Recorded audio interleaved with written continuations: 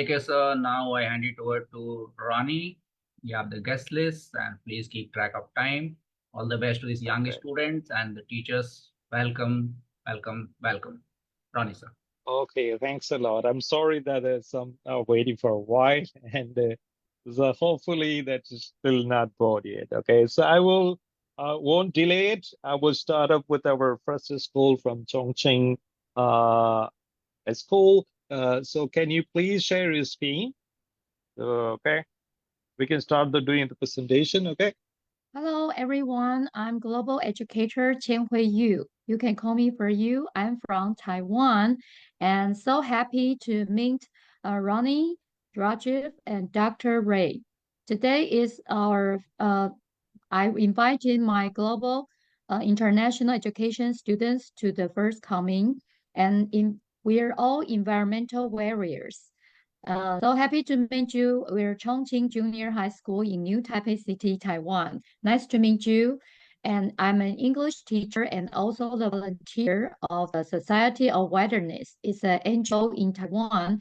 And I also invite and encourage my students to engage the climate change activities. Okay, so let's invite my students. And I will also, after this meeting, I will invite all of my students to write the Padlet of ACNA. Okay, let's invite my students. 谢谢。 We are CCJH 7th graders. We are all joining International Education Club. Hello everyone, I'm Jieqi Yu. I'm from Taiwan. I'm 12 years old. I'm good at Chinese because I like reading. Nice to meet you guys. Thank you. These 3 SDGs are just like a big family. Let me introduce for you. SDG 13, climate change. SDG 14, life below water. SDG 15, life on land.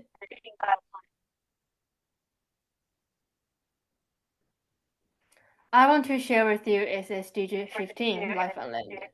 I also shared Taiwan endangered animals with different countries and learn how to protect our endangered bears. Question 1. How to protect Formosan black bears. 1. Do not feed, capture, or approach Formosan black bears. 2. Stay within the forest. 3. Don't hurt them.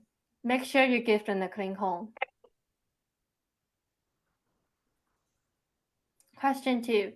How to protect purple-spotted butterflies. 1. National highway gives way to Butterfly Road.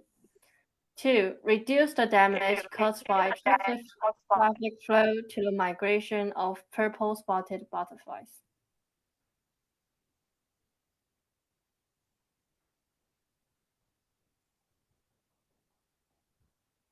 Question 3. How to protect our Taipei tree frogs.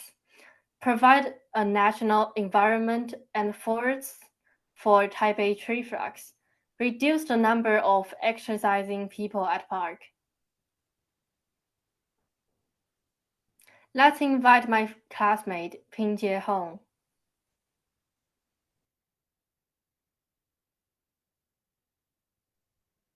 Hi, my name is Pingjie Hong.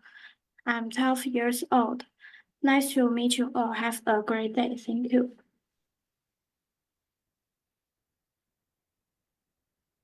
I also want to share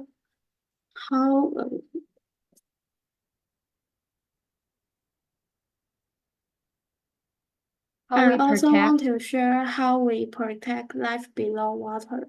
Let me share SDG 14 with you. Pulling the plastic straw out of the turtle's nostril to avoid hunting and habitat destruction by humans. How can we do?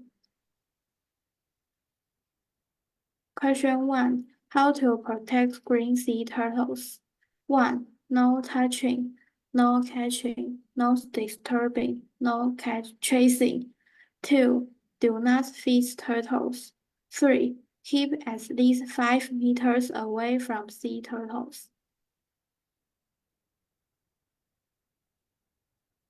Question 2. How to keep Taiwan's corals happy? Easy 6 tips for students. 1. Protecting coral reefs in Taiwan is simple and easy. And this is 2 and 3. 4. Share why corals is important with friends. 5. Join beach cleanups to keep trash away. 6. Small steps make big coral saving superheroes. And let's invite my friend Youzhen Liu. Hi, my name is Youzhen Liu. I'm 13 years old. I will share activities 16 to 17 this year. It's my first time to come here. Nice to meet you all. Thank you. Question 1. How to establish partnerships for Taiwan? Taiwan helps achieve goal 16 for peace and justice through partnerships. During COVID-19, Taiwan gave makes and vaccines globally. As a student, I seek more cooperation on climate change, human rights, peace, justice.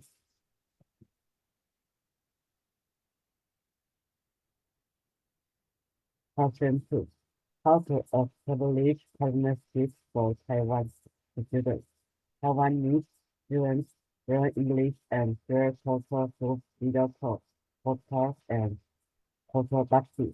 Our teacher plans future sessions to discuss important topics like climbing human rights with students from other countries, helping us connect all over the world.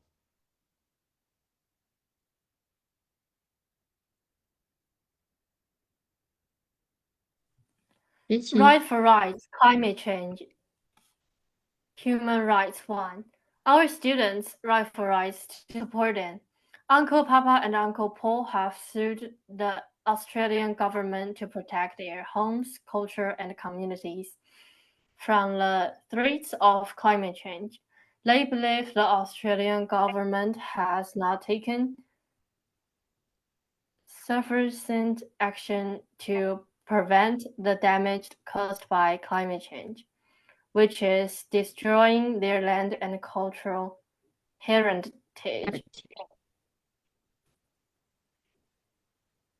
Right for rights, climate change, human rights 2. Right for rights, climate change, human rights 3. Okay, Youzhen. Question 3. How to advocate and take action for CBJH students. CBJH students can promote international exchange by organizing cultural events, join video calls with students from other countries, participating in global activity projects, Right for Right, and creating online platforms for Like that. climate action.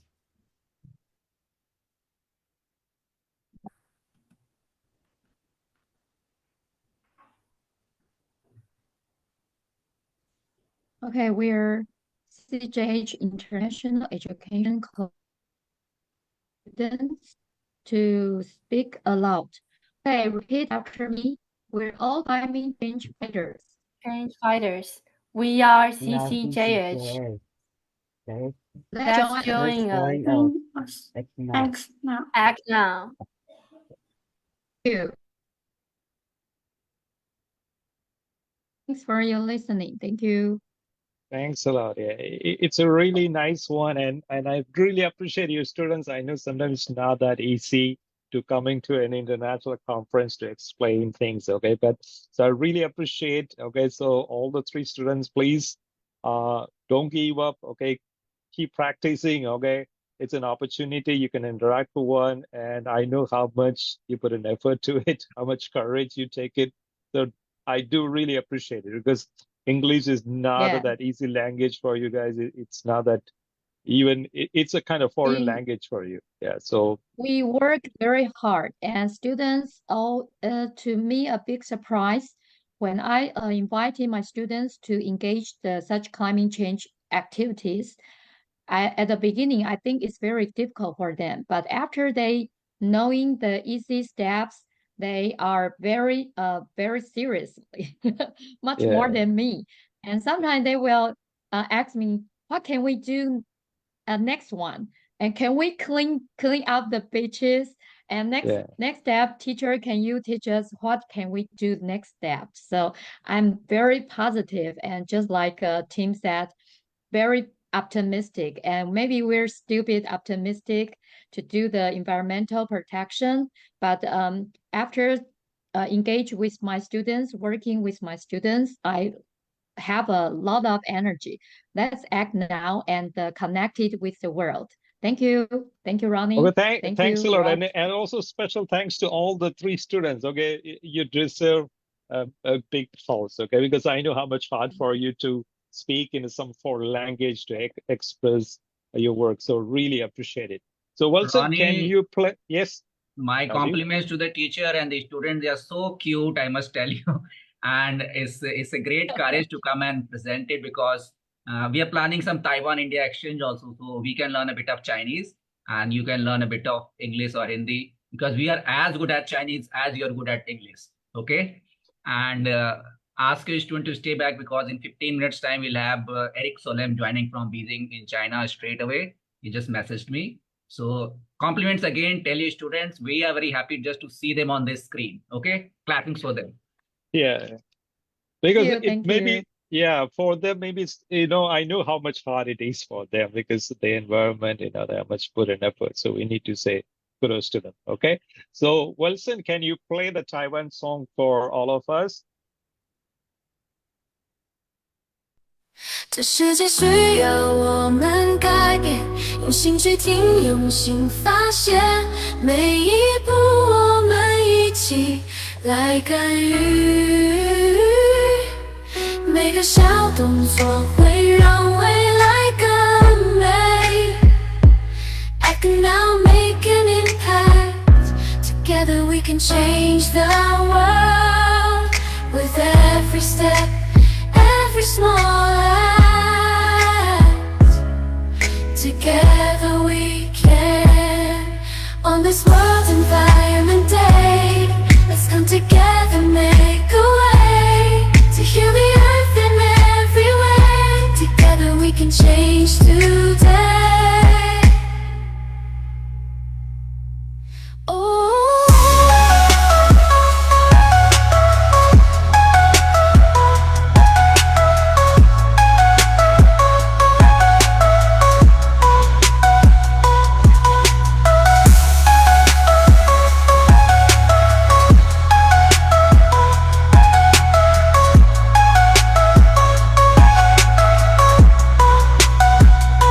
Together we can change today.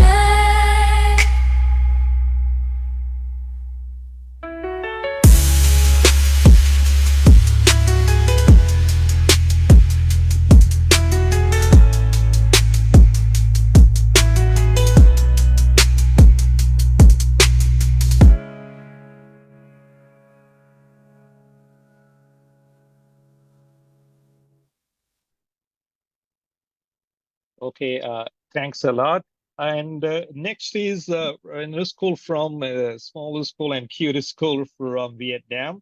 The Miss Tung Becca Homeschool. Unfortunately, she's traveling to Singapore, so she shared the video with us, her students' video. So Wilson, can you please play the video V61?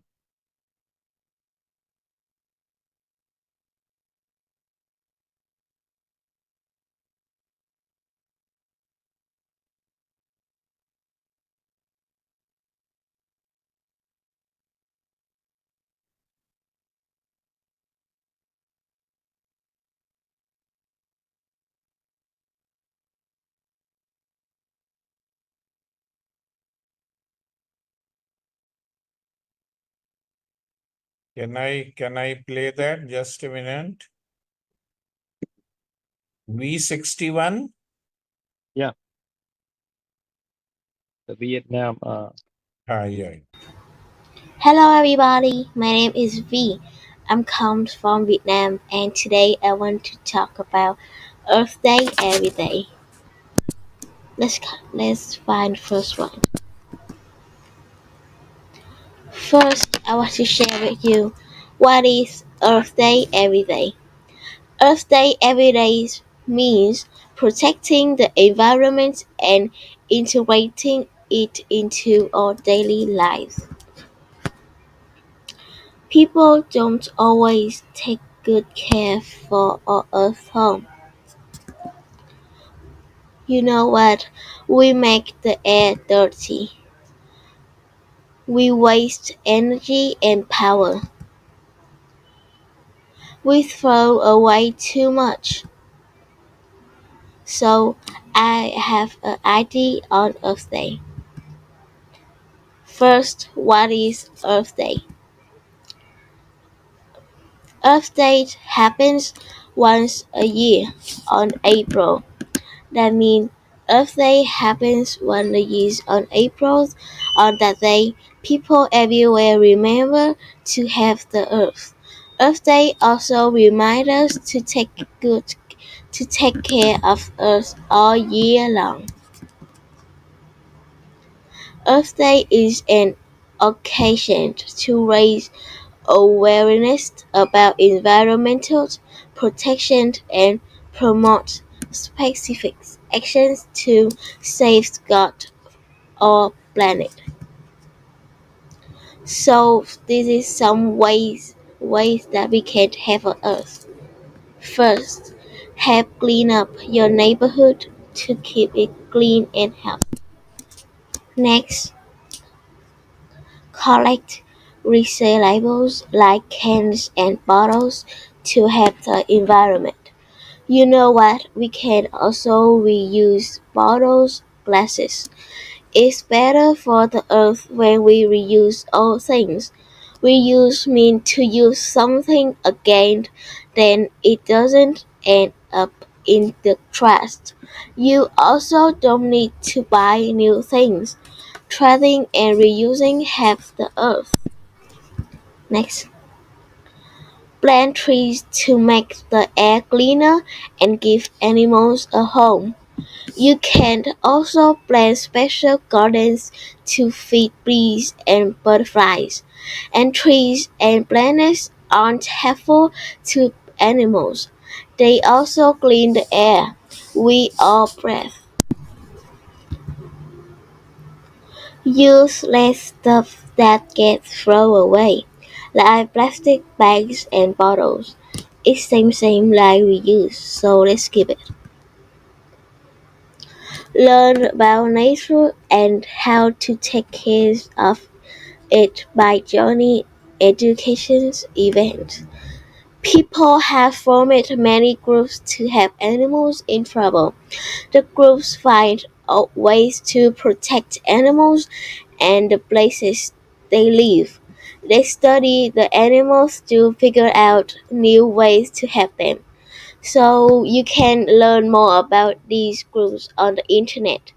Ask your teachers or a parent to help you look. It's very helpful. The last one I want to tell you that let's turn Earth Day into a daily commitment by taking actions together. Because protecting the environment is not just a one-day event. It's a very everyday responsibility. Together we can talk to everyone about helping the earth. We will ask people to make it Earth Day every day. So so we can all find other ways to save the earth tomorrow. Good evening, sir. How are you? Good evening. Can you hear me and see me? Yes, Yeah. I can hear you and we can see you also. And very thankful to you. I know you have a very busy schedule in China. You're traveling, and I think you had a dinner also upcoming or already finished. Chinese dinners are usually very long. So to find time out to be here, we are really grateful to you, sir. Thank you so much for inviting me. I'm in Nanning City in Guangxi province because China tomorrow will have a celebration of the World Environment Day, and they pick one city every year for the national celebration. This year is Nanning. Guangxi is the tropical province of China. It's on the border to Vietnam and has a wonderful, beautiful nature. I mean, it's one of the most photographed and picturesque provinces of China. Very, very beautiful. Guilin, which is in this province, is probably, if you see one photo from the nature of China, it will tend to be from Guilin, from the rivers and mountains there. Thank you, sir. And today election vote counting is going on in India, so it's already, we are not watching it, but we are just looking at the outcomes of, because a strong government is always very important for environmental actions and climate action. And we are hoping the outcomes will be better, and at least there'll be a leader in the country, or either continue or a new leader who will take environmental protection and climate on the forefront. Absolutely. Of course, I'm very eagerly following the outcomes from the Indian election. I think there are two main kind of conclusions so far. I mean, Modi and BJP will be back in power, which is quite an achievement after 10 years in power. Very, very few leaders in the world are re-elected after 10 years in power. However, the majority will not be as overwhelming as many people, including myself, may have thought until recently. So the opposition is doing well. Interestingly, on the environment issues, there is no conflict in India between government and opposition. I mean, I work very closely with Chief Minister Stalin in Tamil Nadu. He's been one of the main opponents of Prime Minister Modi, but they do not take it out on environment issues. There they are one. Where they disagree is on issues related to heritage, to central power versus state power, and many other issues, but not on the green issues, fortunately. I mean, you don't have any major political group in India which are climate deniers, like the Republican Party in the United States. Not one. So that is why we are doing some of the work for them, because we are trying to energize youth and young students who will grow into power audiences and power factors in the future. So if they're sensitized and very young age, I think they will be able to make some changes or at least carry forward the process. So today's session, I thought for the young students who may not be very much aware of Eric sir, he's also our patron for Act Now, and he has been from the very first event, he has been with us. And Eric sir, it has been a great going since 12 o'clock morning Indian time, and we had at least one speaker, Rina Sundar, you might know her from the northern Norway. She is the think tank between Norway and Indian relationships, and probably they hosted Rahul Gandhi, and they'll be hosting the next Prime Minister in upcoming days. So we're trying to figure out how we can involve youth and very young audience with the political powers as well, so they can influence. And Eric sir was the 6th and former United Nations Environment Executive Director and also the Under Secretary General of the United Nations. And if anybody who follows Eric sir on Twitter or on LinkedIn or anywhere, you know how committed he is to the environment. Every day you see kind of posts that you can't imagine coming from any other person. He is an expert in China, India, and Indian Asian countries, mostly on India and China. So he knows more about India than we know about India sometimes. Yesterday I was watching your interview with Sadhguruji, and I was thinking to play it on this session, but I think it's a bit too long. So maybe in some other time we'll do that also. So today what we have done, I would like young students, because they're looking forward to interacting with you, talking to you. So I will put questions to you. I don't know whether the question is very relevant to you, but I think we'll let them ask you what they have in their mind. So I'm putting some students to ask you questions directly. And I would also like to introduce on the screen, Ronnie sir is joined from Taiwan. He's an Indian, but he's been all his life to Taiwan. He's a teacher at Mingdao High School in Taichung. And JK sir, you already know him. He's one of my colleagues and director for the Act Now. So this is the senior management team that manages the entire program. And of course, there are a number of students who have been working day in and day out, even putting social media posts, all the technical things. They're not visible on this screen. So I'll be putting some students on the screen. The first student to come, I'll add Sambhavi. Can you hear me? Yes, sir. Yes. Do you have any questions for Eric, sir? Please introduce yourself a bit. Yes, sir. Good evening, sir. I'm Shambhavi Chaudhary. I'm a student of class 8 from Springfields, New Moradabad, India. So I feel really contented to meet you today, and I feel blessed to have a talk to you. So my question for you is that what advice would you like to give to individuals or communities which are looking forward to make a positive impact on the environment? My very simple advice is to follow the great sentence laid down by no less person than Mahatma Gandhi. He once said that you need to be the change you want to see in this world. I think that's all which we need as a guidance. If you act for the environment or for any other greater purpose, you will also trigger others to act. And of course, no individual can change the world alone. Not even Prime Minister Modi or President Biden or Xi can alone change the world. And a normal person like you and me cannot change the world alone. But if you start taking action, speaking to others, bring others on board, you will create a huge movement for the right purpose. And examples on actions everyone can take: we can all plant trees. We can all drink from normal bottles and cups and avoid single-use plastic, which ends up in nature. We can all demand solar panels on the roofs, and Prime Minister Modi has launched a program now for 10 million houses in India with solar panels. I mean, look into whether your house or your parents' or grandparents' house can apply for solar panels and put them on the roof. And nearly all young people in the world are on social media of some sort, and they can use the social media to put out great stories, not use them to criticize and mob anyone, or to, for sure, not for any sort of hate speech, but use them to promote great stories for what you do yourself. Or if you see a classmate or a neighbor or someone else, political leaders, Sadhguru, whoever does something good, put it out. Thank you, sir. Then I have Sana Chopra from Modern School NCR, Delhi. Sana, your question for Eric, sir? Yes, sir. Hello, sir. My name is Sana Chopra, and I'd like to ask you, how can we as an individual, as a student, make sure that we are introducing sustainability in our everyday lives? Because our routine is, again, very limited. It's our house, school, tuitions.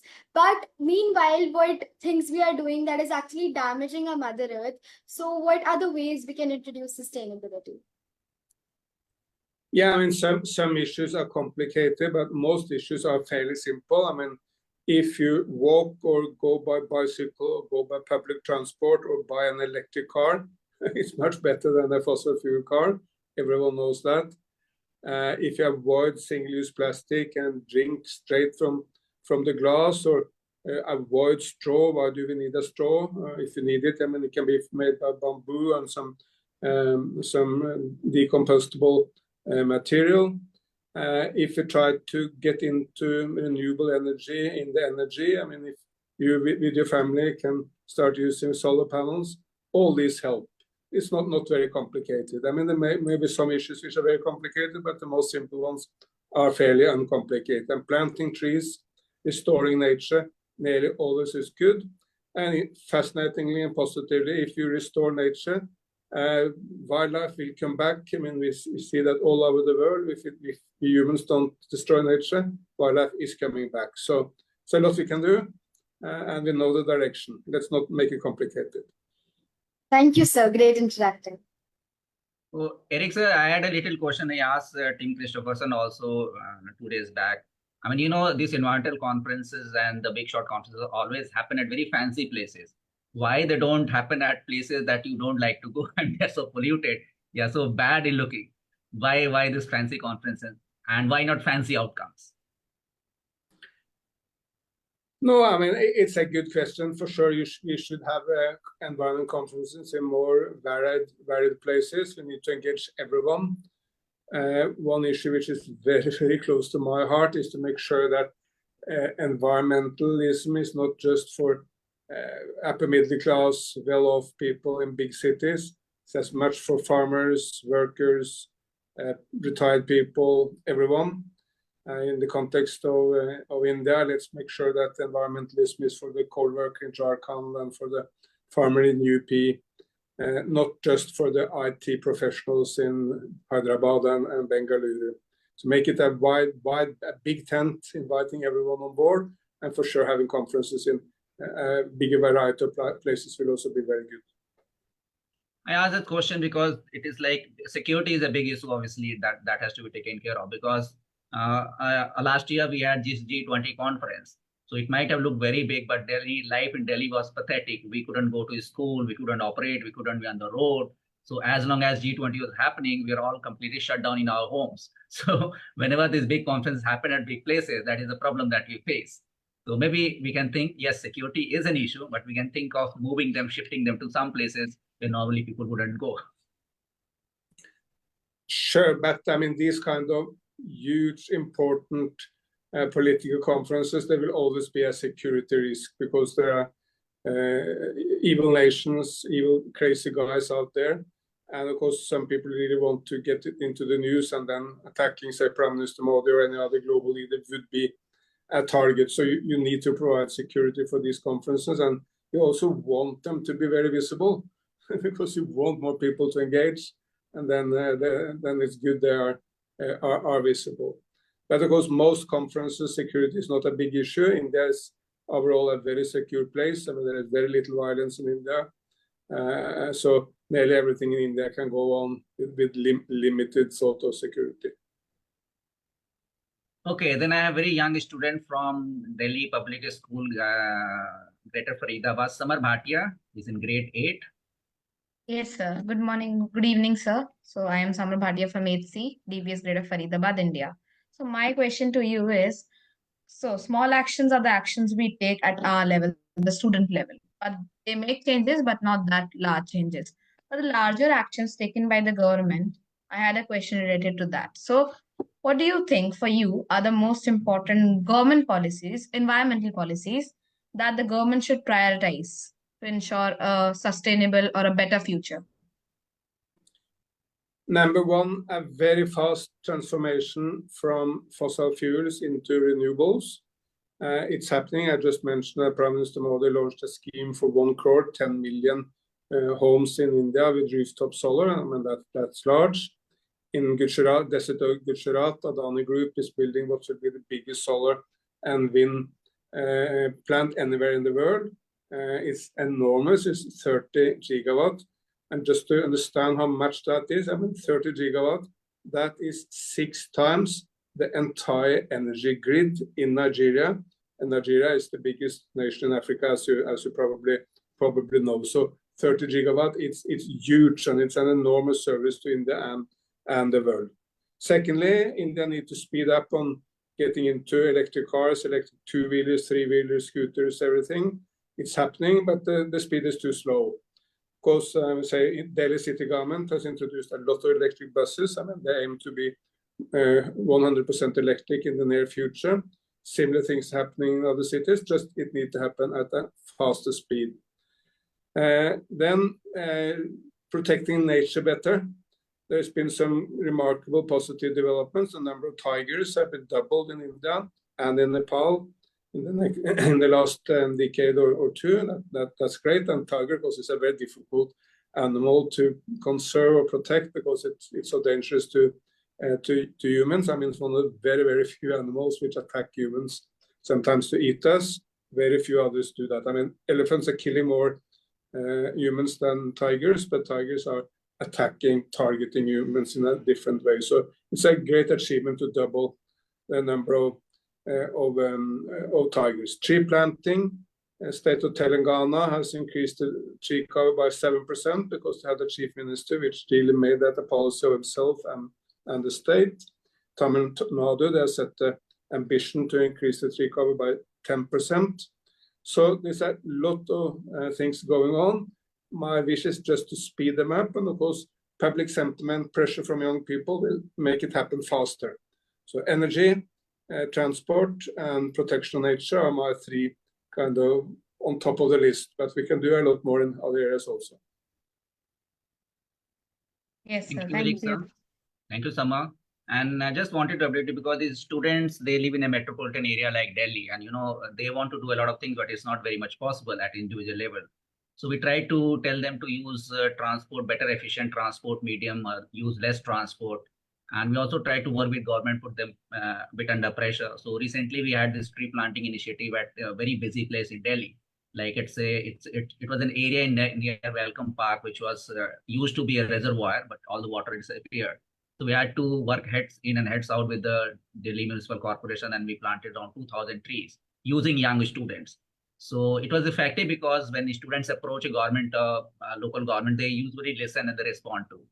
And we've been trying to do this little tree planting program within the Delhi NCR region using native plants. So using this youth and energizing them for this climate action does put a pressure on local governments. And I think the responses can be better if they are really active. So now we have Ahana Nagpal from DPS Faridabad. Ahana, please go. Good evening, sir. I am Ahana Nagpal from Dastonbound Girls School. I want to know that what innovative materials or product design changes can help us to make products more recyclable and reduce the overall environmental change of impact of waste. Yeah, I think I'm not sure I fully can understand the question, but if it's about recycling, the opportunities are enormous in all sectors. I mean, look, I'm here with a shirt. What would I normally do when the shirt is too old? Just throw it away. 99% of all clothes in the world are just thrown away. Incredibly, some T-shirts are maybe used by people just a few times and then thrown away. I've just visited Bangladesh, where they're now starting looking into how they can recycle clothes, bringing in old clothes, recycling them, and make new clothes from the old material. That saves a lot of water because cotton is one of the most water demanding crops anywhere in the world. It has even destroyed a number of lakes in the world, the cotton production. So if you can recycle rather than constantly making new cotton would be fantastic. Electronics is exactly the same. What do we, I mean, when you have used your computer or your phone, I mean, normally we'll just put it in the shelves. But there is more gold in 1 kilo of electronic waste than there is in 1 kilo from a gold ore in, say, South Africa. So there's an enormous waste, and this is economically wasteful because we are just throwing away resources rather than reusing them. And every single component of yours or mine phones or air conditioning equipment up there or the computers, it can all be recycled. And if it just is organized in the right way, it can be organized at high value and in an efficient manner. And of course, plastics, we cannot just throw plastics into nature. Plastic has no role in nature. Why shall animals be dying, vomiting plastic bags? I mean, this must stop. And one part of the answer to that is supposed to recycle the plastic into new products rather than throwing it away. A very good positive Indian example is the city of Indore. As you would know, people say it's the one Indian city with a nickname because it's called Indore, the cleanest city in India. And it's absolutely remarkable. If you haven't been there, please go and take a look. There's nothing in the streets, no papers, no plastic, nothing is thrown away. Why? Because they have some very visionary leaders there who set up a system where everyone can source their garbage at home, and then the wet waste can be recycled into fuel for city buses, and everything is taken care of in a proper way. And of course, if I mean all of you are not throwing anything into the street, I will not be the one person to do it. But if everyone else is doing it, well, I would think, oh, it doesn't matter since everyone else is doing it, I can also do it. So you change the mentality of people by setting up good systems. So plastic and electronic waste and clothing are 3 areas where we really need to move into a circular economy. Thank you, sir. Thank you, Anna. Next to go is Sarvagya. His question is always very weird. Good morning, Eric, sir. I'm Saragya of class 7. So, sir, I wanted to ask you what inspired you to take climate action? Like, who inspired you to take climate action? I'm very much inspired by nature itself, because when you go for a walk in the woods or in mountains or in wetlands and see the birds and animals and the beauty of the land. That's enormously inspiration. And I believe that deep down, every human being has a love for nature. Maybe in the village where you were born, or in the park near where you're living, or the place where you normally go for summer holiday.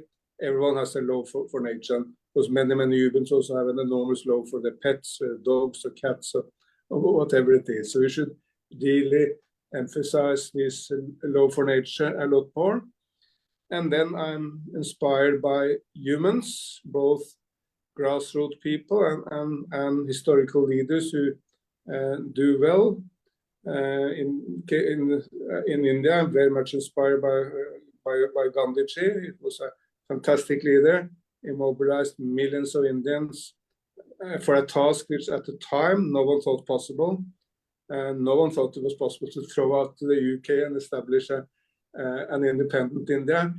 It's not fair to say no one, but very few people thought so. That the Brits for sure thought they would remain in India forever, or at least for very long. And most Indians at the time also thought that the Brits will not go. But then this lawyer from Gujarat started this mass movement and mobilized millions of people. And at the end, the Brits had to go.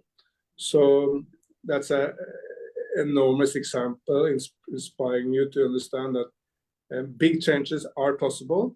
They will happen, but they will only happen when good leaders and good people are doing it. And of course, Gandhiji could only do it because there are millions of people following him. So yes, you need the leader, but you also need all the people who push and help the leader. Thank you, sir. I think we still have time for lots of questions, but we'll put Arna Bhatia. Can you unmute yourself, please? Yes, sir. So I am Arna Bhatia from the Modern School, and I'm a student of grade 8. So, Sir Eric, sir, my question for you today is that technological advances have allowed us to access more resources and improve our quality of life. On the other hand, the rapid obsolescence of technology and the constant supply of new products generate a large amount of waste. Considering this, do you think that technology is a curse to the environment or a blessing? It's a great question, like all the others. Overall, I think it's a blessing, but it's also a curse. I mean, if we use it in this wasteful way, we will just extract more resources from mines all over the world, make new products, which we throw away, because that's completely unsustainable. And it's also stupid, because it's much more costly and serves no purpose. However, if we humans employ technology for a better life, it has fantastic opportunities. I mean, the reason why there is no possible to be optimist on climate is, of course, that solar panels now cost 10% of what they cost just a few years ago. Windmills also cost just a fraction of what it did cost very recently. And that's because people are innovative, they make solar panels at scale, and then the price comes down. I think artificial intelligence, which is for sure the most important technology for the world in the next couple of decades, showcase all this. Yes, it has a flip side. It can be used to wage wars. It can be used to support abet terrorism, can be used to spread fake news and hate speech. I mean, all that's possible. But it's also possible to use artificial intelligence to create much better nature protection, to make the energy systems a lot more efficient, to speed up the development of electric cars, and a lot more. So at the end of the day, it's the human use of technology which is the most important. If we use it for good, it can be an enormous force for good. And we also need to remember some people kind of curse technology. Well, before we got technology, nearly all humans died at a very young age. When India became independent in 1948, life expectancy in India was below 30, maybe 28. People lived very short lives with very often a lot of pain. If you had teeth ache, you had nothing to help you. If you got cancer, there was nothing to help you. They were very, very short, very brutal lives without technology. So life is, of course, a lot better now for nearly everyone, thanks to technology, but we need to use the technology in a wise, not a bad way. Thank you, sir, for answering my question. It's a great question, and of course we can reflect on that question for the years to come, because it's such an important question.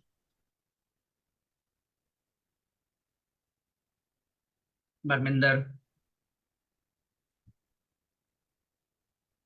Greetings, Eric sir. It is such an honor to finally meet you today. So, considering your role as the former Under Secretary General of the United Nations and a former UN Environment Executive Director, you've been working with a lot of countries from all across the globe, right? And also someone who served in the Norwegian government, I'd like to ask you, in countries such as Norway, the government takes a lot of care of its citizens all the way from the cradle to the grave. But then again, we have the factor that the population is relatively less compared to countries like ours, that is India. So for countries that are so highly and immensely populated, how do you think we as individuals and governments all together can foster sustainable development and wellness of individuals? I think the main issues are largely the same for all governments. I mean, you need a strong government. That's why China is so successful on everything green. They have a very strong government which can build high-speed rail, support electric cars, build solar parks, whatever. And India also has a very solid and strong government, and it has performed much, much better in the last time than it did in the past. I mean, in the past in India, there's a lot of red tape, very difficult to get anything done, and also sometimes quite a lot of corruption. I'm not saying there's no corruption and no red tape, it still exists, just that it's less. It's a stronger and more efficient government, and without that, you cannot do anything. I mean, sorry to compare, but the United States has a very, very weak government. The United States is very strong in military terms, by far the strongest military power, but the US government cannot get anything really done at home. There is no high-speed rail in the United States. Why? Because you cannot get that done by the private sector. You need a government to lead that development. The railways and the highways are now very little maintained and again very poor in the United States compared to other developed countries, also often compared to India. And that's because, again, it has a very weak state. So you need a strong state. China is a strong state. India is a strong state. Other successful nations like Korea or Japan or Vietnam, they all have very strong states. Secondly, you must have a market-based economy. Yes, you need the state, but you need only the companies can be innovative, make the new technologies, and take it to scale. If Prime Minister Modi tried to run the business in India himself, he will certainly fail. Only when that is done by Adani and Ambani and Tata, and maybe even more importantly, by the huge number of small and medium-sized companies, only then India will be successful. And thirdly, you need people, citizens, non-governmental organizations and groups who put pressure on governments and business. These three factors, I believe, are everywhere. Every successful nation have the combination of a strong government, vibrant business, and a strong civil movement of people who want positive developments. Thank you, sir. Thank you, Eric, sir. I think there are a couple of hands up, but I think we are running overshot on time, and we are grateful that you are here.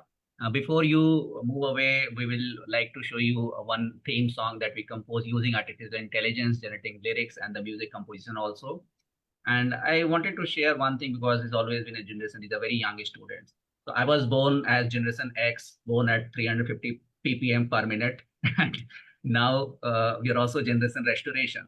So whether you're a boomer, whether you're a millennial, whether you're old or young, everybody can contribute their bit, because we can see how it is affecting our life and how it is going to affect our life in the future also.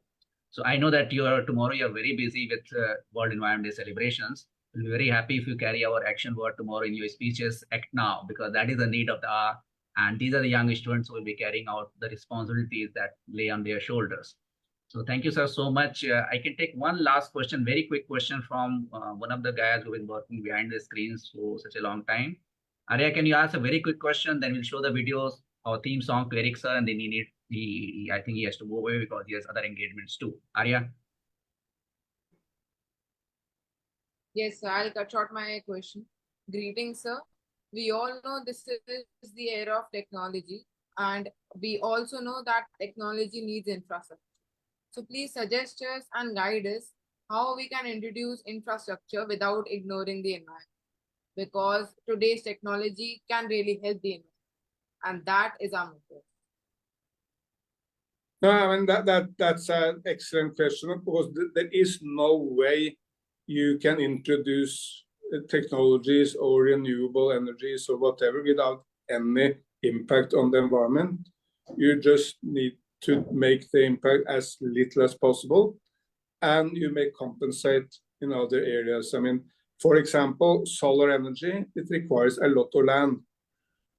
You can build a huge solar park maybe in Rajasthan or maybe in Madhya Pradesh, but it's very hard to make a huge solar park in the Ganga Delta simply because there are too many people living there, too much agricultural land there. So you must find the right place and then do it in the right way. One, I think, very important future for solar panels is to integrate them in buildings, integrate in agriculture. If you can, I've seen it in China, if you can have chicken farms under the solar panels, or you can grow tomatoes or any other vegetable under the solar panels, the farmer makes double income. He or she gets income from farming, and he gets income for hosting the solar panels. But even solar, which is maybe the most favorable of all renewable energies, yes, you need land. People are living in that land. You do not want to take it from agriculture. Even in deserts, there are people living. So you must find the right way to do it. And of course, exactly the same applies to hydropower, solar, wind power, and nuclear power. Whatever you want to do, there are issues which you always need to try to reduce as much as possible. So build a hydropower, for instance, plant, you need to make sure that there is a flow of water and that fish can cross the hydro dam if that's part of their life. So but the fortunate thing is, of course, that we have better and better technology, so we can nearly always do these things a lot better than in the past, even if there are always issues to be resolved. Thank you, sir. Thank you, Eric, sir. And the person on the screen is Mr. Ronnie Anthony. We are very good friends, and we have been running this event for so many years now. He is in Taiwan, from Kerala usually, but he's in Taiwan. And we have a lot of Taiwanese, Romanian, Sri Lankan, Vietnamese students in this session who have been interacting, and he has been conducting this session. So very grateful. Unfortunately, they have a bit of language issues, so English doesn't come out very, very normally to them. So otherwise, they would have put questions to you also. We are again very grateful and thankful to you, and I will be catching hold of you on and off again. And again, I must compliment you, congratulate you for returning to all our calls and messages, because your half-an-hour session has much more impact on these students than we could ever do in a classroom or in a bookish education. Thank you so much. Before you go, I would request you to watch our theme song for this year. It's pretty nice lyrics and generated with the help of AI. So can I request our technical team to play track V1 for Eric, sir?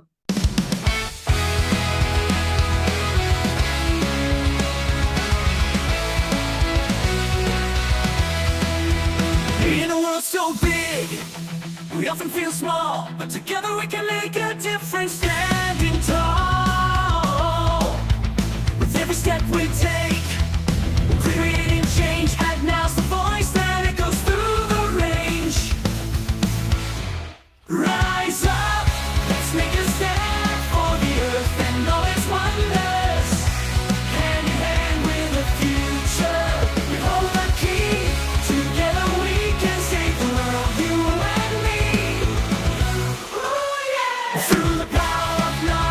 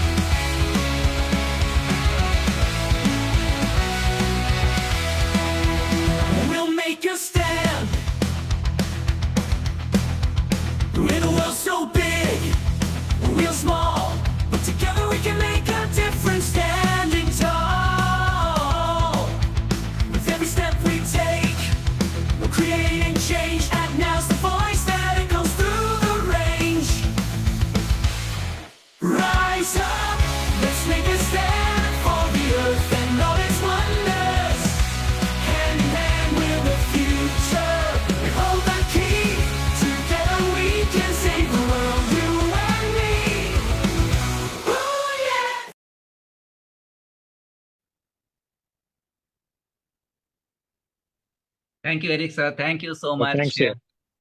And Thank you, everyone. Thanks a lot. Chandravad, thank you. bye-bye.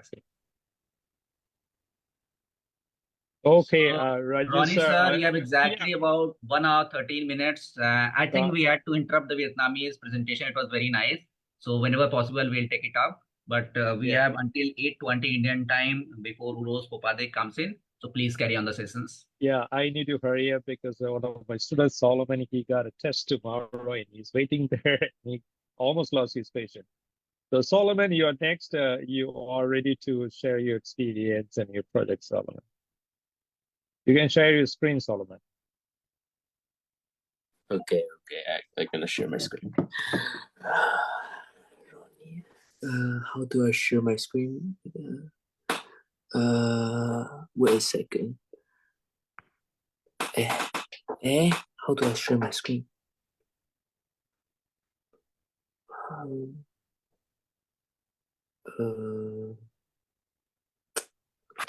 Wait a second. Wiki.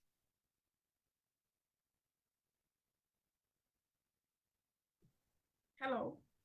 Yeah, can you share the screen so then during that time, Solomon can figure it out. Oh, okay. Wilson, can you make a Wiki to share her screen? Oh, I think I figured it out. Oh, never mind. Okay, yeah, just Wiki to finish it, then you can. Okay. Yes, Wiki.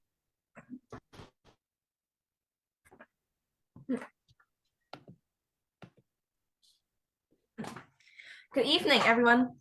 My name is Vicky from Taiwan Mingdao High School. My passion for this activity is because of my friend Melodies. She inspired me to love the world and take care of the environment more. We are both grade 9 students, and we have started to do an activity for planting various species of plants. We start all this activity because of an indoor plant in my friend's classroom. Her teacher used to have 5 plants, but 4 of them died. One plant was still half alive, and she hoped that something powerful and strong to save the plant. So she decided to move it to the balcony and change the soil. Our science teacher saw this action, and they started to plant more and more different plants in the balcony. They did all this action not for themselves, but for the world and for environment. We might think that only 2 people take this action seriously is pointless or even purposeless, but the action they take will inspire people, and the people will feel the connection between it. Me and my friend got inspired by them. They care with their hearts, and they even send sticky notes to remind people to protect the plants. I start to take care of the plants with her every morning and water them. Both of us figure out that we like the plants, and the process of watering them is really relaxing. The strong connection between us and the plants is special, with some sort of good feelings. I found that sometimes my friend would talk to the plants for social, emotional learning, and she will stay there to interact with the plants too. Some teachers will also hang out on the balcony to relax and make phone calls. The green space is important to our campus. Me and my friend decided to plant more different kinds of plants, for example, flowers and cucumbers, water spinach, and melon. The action we took could help the community to produce healthy vegetables without pesticides and other chemicals. I hope this little story can inspire people to love and care more about the home we are living. So here is a little video that we make.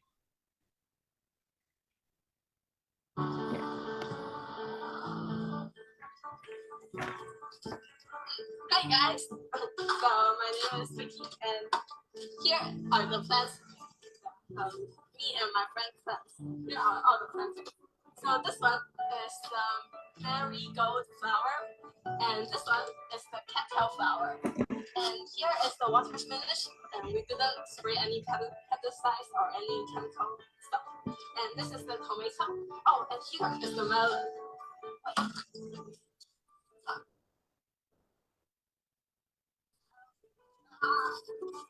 now is the melon. Yeah. The plastic. And this one is the cucumber. Yeah. Oh, there's the cucumber. It's really cute. Who said you're not tall enough? Okay.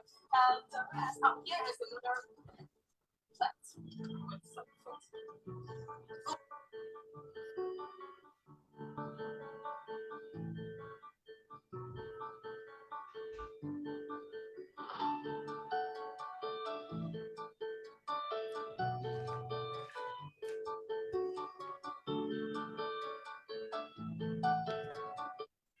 Yes. So stop the hesitation and act now. Thank you. Okay, thanks a lot, Vicky. I appreciate your presentation is a happy ending. Yeah, okay. So Solomon, okay, now it's your time. Okay, can you please share your screen, Solomon? Okay, thanks. Okay. Yeah. So, 3, 2, 1.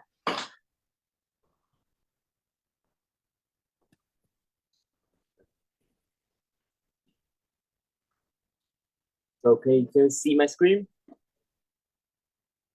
Not yet. Vicky, you need to stop sharing your screen.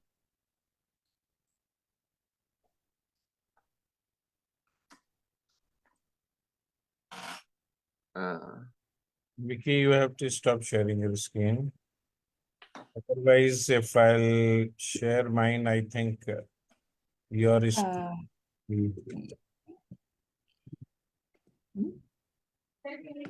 Just click on stop sharing. Okay, thanks. So now you can see it. Yes, we can. So hello everyone. My name is Solomon, and I'm a grade A student from Mingbao High School. So today I'm going to introduce about the water harvesting umbrella that we have made, and with my partner Leo and Kelly. And so first of all, I'm going to introduce about like why. So it's basically about why do we make this project and what inspired us. So the thing that inspired us for making this project is basically the topic of the 2024 Environmental Day, which is land restoration. Nowadays, there were more and more places, especially in the South African countries, people are facing with the problem of food insecurity and water scarcity. And so to solve this kind of problem, we are trying to like trap, or maybe you could say gets the water from the air, which is the humidity. So from the graph beside, you could see with the green parts, green and yellow parts, there were more humidity. So there were basically the place that the project will be working on. And for the red area or regions, there were less humidity. So the project that we made wouldn't be that effective in this area. So then I'm going to talk about how the science behind the project we have made. So basically, we are using the metal wire mesh to trap the water from the humid air. So how does it work? During the night, the temperature of the metal wire mesh will cool down, and it will be lower than the normal temperature. So it means that when the humid air attach the metal wire mesh, it will cool down and it will participate. And so we could collect the water and plant it for the plant that we need. And at the middle, we have used like kind of like 2 metal wire mesh, and at the middle we have a little plastic sheets but with hole. So because when the metal wire mesh when the humid air attach the metal wire mesh, it wouldn't just cool down so quickly and just participate. It takes times. So we use the plastic sheet to trap the air over there. So it have more time for the metal wire mesh to work and to make the water participate. So then it's a setup of the experiment. So as previously mentioned, the metal wire mesh, and we have used we have used a broken umbrella to make this, and down there is used for the stable, and next one, the data collection. So the data we collect, we have first filters. So through the vacuum pump and other kind of filtrations, and here's the data. So the data isn't much. It's only 3 days, but because the reason is because in Taiwan, it's normally raining every day. So if it is raining, we couldn't collect the data because it would be inaccurate. So through the graph over here, the first day with the 92% of humidity, we have 47.6 mole of water that we get. And so we could see with the higher, of course, with the higher of the humidity, the more water we will collect. And here is the analysis. So first of all, compared to a normal rainwater collector, the price is about like 1/10 of the price of the normal rainwater collector. The normal rainwater collector is cost like about $200 USD, and because like our project is literally making by some broken umbrellas, and the cost is basically on the things that we use to stable the sticks and the hot glue gun and the metal wire sheet, and so then it's a sufficiency. So a rainwater collector could collect 1 liter of water for each millimeter of rainfall. However, it could only collect water when there's a rain. Even though that's our project doesn't think that we collect that many water, but our project will work if there's a humidity. So it could work like every day, every night, not like the normal rainwater collector machines. It could only collect water when there's a rain. And last is a sustainability, and we use recycled materials. And so in conclusion, information, the water harvesting umbrella could help us to collect water in the air and to help the farmer and people in a South African country if there is enough humidity. And yeah, this is the end of my presentation. Thank you. Davina, do you have any question, Davina? Please don't.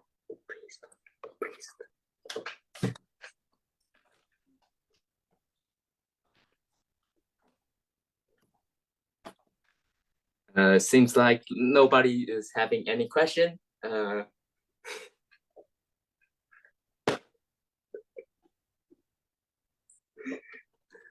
Jagruti, do you have any question? So just a simple doubt, actually. Okay. So you're planning to make this work in the South African region, right? Yes.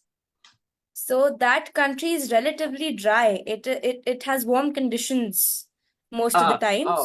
So as the graph that I have shown, like there's a parts of the in South Africa country, there's enough humidity, like in Taiwan. So it will work in those kind of areas or regions. So I have been mentioned the yellow parts and the green region. Yes. All right. One more thing. How do you plan on promoting your umbrella project since you're in Taiwan and you're planning to make it work in South Africa? Oh, to make it work on Africa? Oh shit. It's a pretty good question. So to make it work on Africa, we might like first like it's kind of like how we donate things to Africa. We just send it there, and over there we have people help us to share it to the people that is in need, like the farmers. Shit.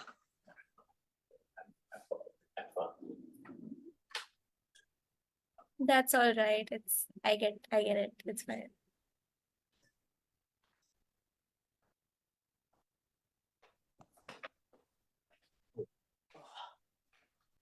Okay, next, can you share Sapal Education, Myanmar, about some?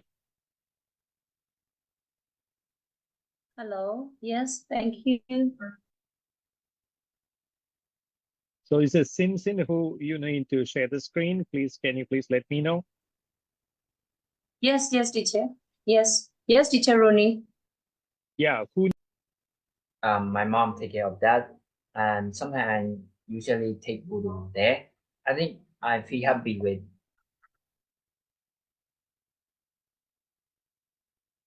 enjoying flowers or something, and if everyone who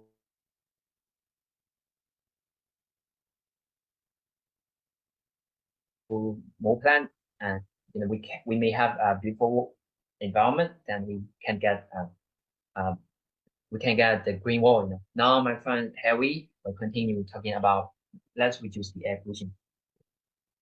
The last one to create beautiful world is to reduce the air pollution. So how to reduce the air pollution? There are many ways, but there are only three ways. The first way to reduce air pollution is avoiding the vanish of garbage, smoking. The quality of garbage and getting it on fire is dry season or dry leaf catching fire is a huge factor for causing air pollution. Um, Moreover, smoking also cause air pollution and cause the air quality worsen along with obviously damage one heart. And so we need to avoid burning of garbage and smoking. The second way to reduce the air pollution is reuse a plastic. Reusable item like plastic for the faucet and wood is also one of the way to reduce the pollution. For example, instead of throwing away alcohol, it can be used as a sanitation road. And we also need to recycle even item like and glass can and newspaper. So we also need to reuse a plastic to reduce the air pollution. And the last one to reduce the air pollution is using public transport. Using public transport is a sure way of contributing to less air pollution and is provide with less gas and energy. Carbo contribute to it. In addition to less release of fuel and gas, it also help in saving money and lesser vehicle on road will contribute to lesser emission. And using public transport will help in reduction in overall emission and number of vehicle reduced on the road, and it will help traffic problem. So we also need to using public transport to reduce air pollution. And to sum up, we need to clean together and we need to plant more tree at our home to get many benefits, and we need to reduce air pollution to create a beautiful world. Thanks for listening. Thank you, everyone. Thank you. So we have two groups. So there is one more recorded video. And so am I allowed to share it? The second group of the presentation. You can. Thank you so much. Thank you so much, teachers. Thanks.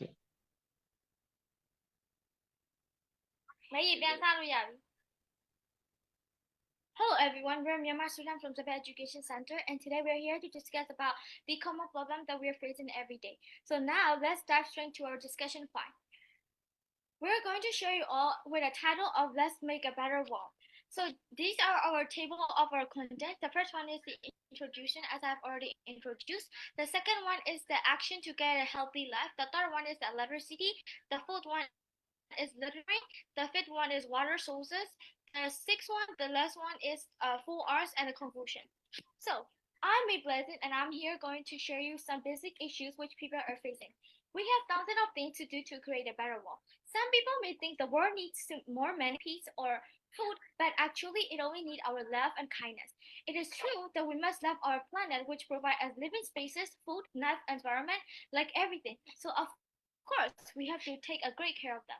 We need to protect our environment as much as we can, such as avoid littering, getting rid of stagnant water, taking care of electricity, and much more. But do not worry, my other team member will be going to share you all. So, as for 10, by doing these things, we can have a healthy life. If the environment is clean and green, of course, we can get fresh air and our eyes will be as clear as glass because we will be only seeing green plants and trees everywhere. As you all know, toxic gases aren't good at all. Those kind of vapor can lead to a serious damage of the airway and lungs. Some chemical with strong gases may cause eye, nose, throat, and lung irritation. It can seriously lead to coughing or other breathing problems. So you see, these are the reasons why we should love and take care of our planet because we have a connection between each other. So now our team member will show you about an important topic, which is electricity. Hello everyone, my name is Tim and today I will talk about electricity. First of all, I would like to ask who invents electricity. It is Benjamin Franklin. He was born in January 1706 and he is also a printer and also a journalist. He found electricity by tying iron key to a kite string during a storm, and he was dead in April 1790 when he was 84 years old due to a disease. And next one is I would like to tell how important of solars in Myanmar. Solar energies are really important in Myanmar because we doesn't get much electricity. And solar play a virtual roles in electrical generation. Yeah, in our country, it is on the equator and it's tropical, so we got much sunlight than others. So we can irrigate the sun, and we can use solar well. And it is also a main source that it comes from the as electricity. And yeah, we things in Myanmar and also some powers. Yeah, but this is all about my presentation, and my friend Johnny will do next. Hi everyone, my name is Johnny and I'm 14 years old. And today I would like to make a talk about how to save a plastic from our environment. So, firstly, I would like to say plastic is a really useful thing and it can help our daily routines and easier to be smoother like that. But in the other side, it makes worse and worse for our environment and like ecosystem cause of humans. So now I would like to suggest you just three simple ways to improve for our environment, clean and tidy from plastic. Yes. Number one is regulate the rules. What if we all citizens and like people are regulate the rules? There's no more littering cause of humans. And the number two is please do 3R on like plastic. We think that it's just a small thing, but in real plastic is not a really disposable item, and we can use it again and again. Like that. The last thing is yes, please be volunteering. Yes, if you can join or like communicate with the teams and like organizations, you can like just like save the money and donate the money or just like regulate it. Yes, be regulated. Yes, and this is the end of my talk. And I would like to invite David for next part. So, hello everyone, it's me David, and today I'm going to discuss about why we all waste water more than we need it, and why people destroying our freshwater sources. So, if we want to make our world healthier, why don't we even take our own responsibility to fulfill our world with even a tiny step? So we must, right? So first of all, there are too many ways to lose our own freshwater sources, which by people using a lot of water with no limit. And second thing is, as everyone knows, trash can make a lot of pollution, right? So just like that, when we littering a lot into water, especially into oceans or river, it was destroying the natural water sources. So also chemical toxic water which came from the factories can also destroy them. So as we all know, we got like usable water mostly from groundwater, river, stream, and when we use a lot of them for a place where we can even get water, they will be in trouble and there will be no place to live for like freshwater fishes. So right from today, we need to stop our nonsense at like wasting water and start a tiny thing to make our world healthier. And because of us, there will be benefits and good place for our next generation. So this is the end of my topic. And next, let me invite my friend Lily to continue. So hi everyone, nice to meet you all. It's me, Mia. So, who is the last speaker of this group? So, now I'm going to conclude the important tips which we need to follow in our daily life. So there will be 4 tips. The first, the tools are reuse and refuel, which means to use item more than once. So like people think that we can use plastic only one time, but actually we can use it for again. And the third one is that recycle. Recycle means putting a product to a new use of instead of throw it away. So for example, we use plastic for example we use paper can be recycled to make paper plants or toilet paper and many other more. And the last one is that the last one is that reduce. Reduce means to minimize the amount of waste that we create. So like people are so slippery to put the rubbish in the dustbin. They just throw the rubbish on the road or in the river and sea. So at the time it occurs water pollution or air pollution and many other more. So um, and I hope all of us can follow the important tips which can make our life better, our planet better, happier and healthier. So this is the end of our presentation. Thanks for your valuable time and paying attention to it. So I hope all of you will enjoy our presentation. Thank you. Thank you. Yeah, it's really cool. I really appreciate your work. Okay. So thanks a lot. So let's move on to next one. Wansila, can you play the video from Sri Lanka?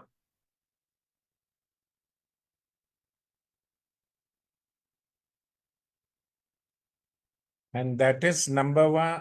Which number is Ronnie? The both one from the same school. You can play any format. Okay. No, That's V4. from, yeah, St. Mary's College, Sri Lanka. They are from St. Mary's College, Sri Lanka.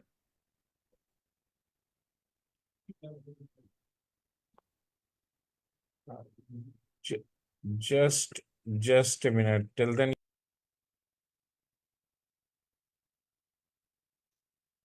Till then you Okay, can. before the one, I will ask being the student Joshua. Okay.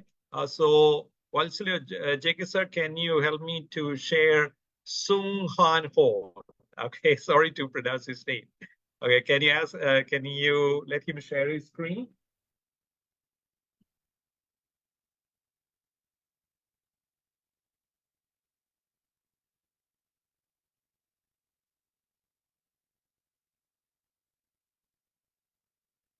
Yes, Joshua, you can.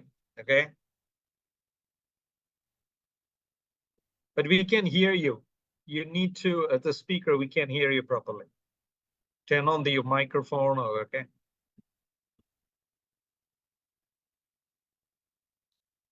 Joshua, check your microphone, the microphone linked to your other one, maybe settings, okay? Just check the microphone settings.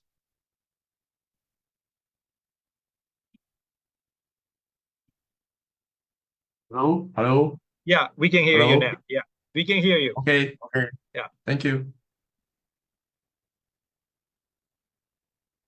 Did everyone see the screen? Yeah, we can. Okay. Hello, everyone. I'm Jung Han Ho. I attend Mindao High School in Taiwan. I'm very happy to participate in the Environment Online event organized by ACNOW. In this event, I will introduce my research, comparison and study of data from a homemade automatic weather station and a central weather bureau's automatic weather station. First of all, I would like to introduce to you the geographical location of our school. Also, our school is located in the western inland of Taiwan. In recent years, winter in Taiwan has become in Taiwan shorter and shorter, starting later and ending earlier. I think this is climate change caused by global warming. This also makes Taiwan's winter almost disappear. This is the weather station on our campus and organization Go program sponsored by NASA in United States. This weather station allows trained students to make observations every day at noon. I'm also one of the students who has been trained. This weather station can observe temperature, humidity, and rainfall. We use an infrared thermometer to measure nearby surface temperature. We will also use this observational data for research and participate in the International Virtual Science Symposium organized by Go program every year.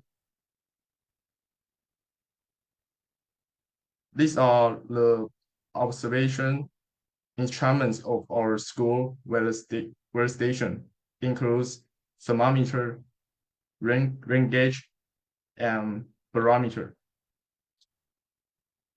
We see the picture on the far right. There are 3 types of thermometer in the instrument shelter. On the left is a digital air temperature and humidity meter with time.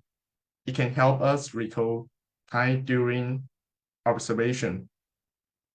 In the middle is an alcohol thermometer. When a digital temperature and humidity meter is out of power or inaccurate, we can use the alcohol thermometer as the standard. On the right is a digital thermometer that can record the highest and lowest temperature for each day for 7 days. It has two probes. We use one to measure the air temperature and the other to measure the soil temperature. This can give us an idea of temperature change over a week. The middle picture is a rain gauge used to measure rainfall. Yeah. The picture on the far right is a traditional barometer placed in the school office. By adjusting the pointer above, we can understand the change in air pressure from the left time to present.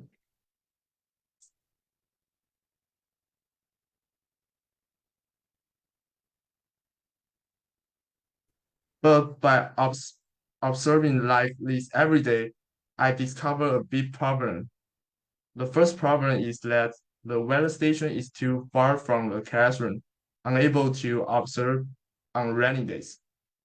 The second problem is that students can only be observed during the school day.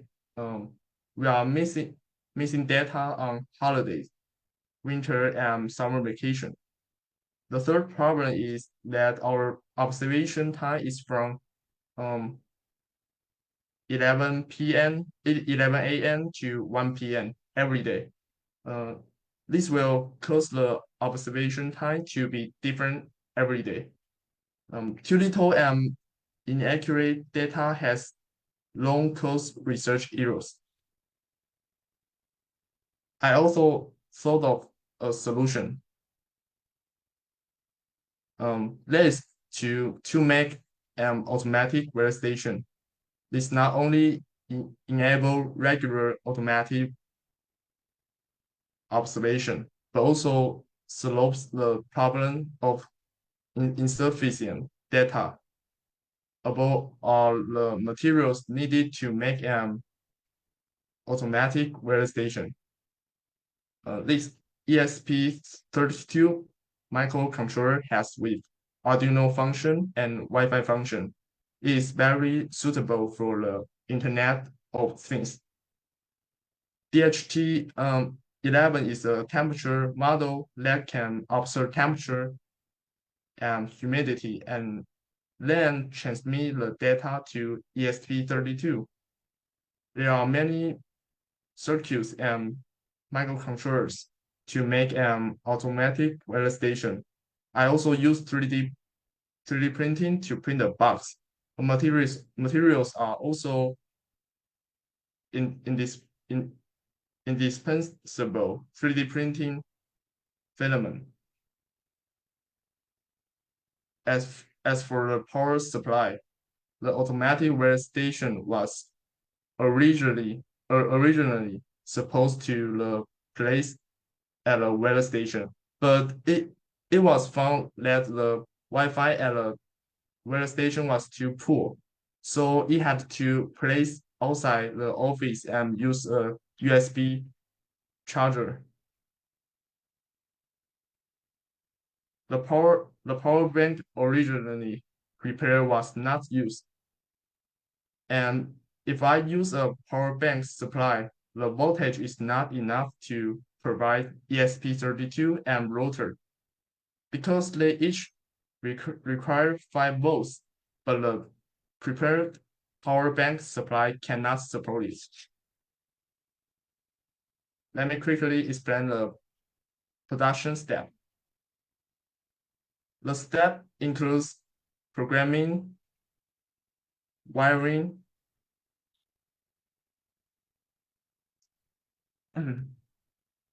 wiring, computer aided design, 3D printing, laser cutting, accuracy chip. The accuracy chip is made of discarded materials, which not only reduces cost, but also responds to environment protection. The picture on the right is the complete automatic weather station. Yeah, very beautiful. Finally, set up the Wi-Fi and install it outside the office. Okay, the ball is me. It will be successful if the website have data. I use the ThinkSpeak website as the platform for uploading data. Comparing the temperature comparison between the official and homemade weather station, we can find the changes are the same. The change in humidity are somewhat dissimilar. I think this is due to the geographical difference between the campus and the official location. I think this homemade automatic weather station is very good. The temperature and humidity are accurate and the cost is very low. I spent less than $30 to make. It's very suitable for middle school students to study or research climate change. I will continue to use this device for research. Okay, thank you for listening. And thanks again to ACNO for giving me the opportunity to publish my research. Thank you. Okay, thanks a lot, Joshua. Okay, I'm sorry that he have been the first time maybe it's like a English to communicate. So if you have any question, he recently got a Globe award for doing this project. If you have any question, please let me know. I can forward to him. I think he can write emails to you, explain things to you through the email. So he's good at it. So if you have any questions, please let me know. I will forward to him. Okay. So thanks a lot, Joshua. Okay, so please, J.K. sir, can you play that video from Sri Lanka? St. Mary's College. Future of our Mother Earth. In the infinitely large universe, among the uncountable number of stars, only she has life.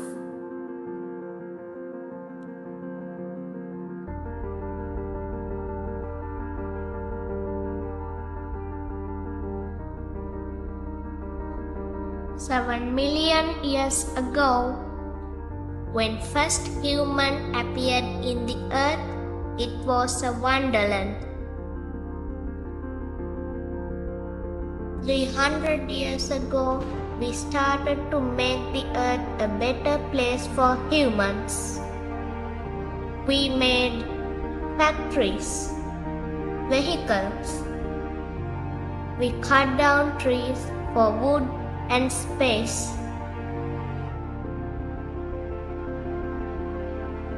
What have we done? We made it better or worse? We dumped wastewater to water sources. We have contaminated our water. We emitted smoke and greenhouse gases.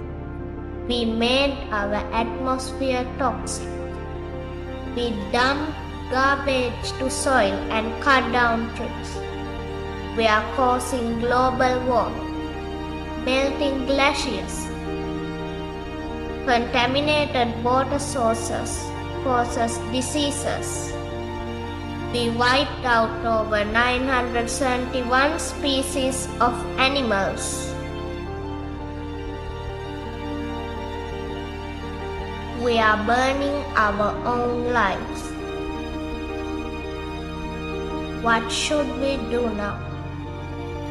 Proper disposal of garbage is important. Use less and clean energy. Plant and care for trees.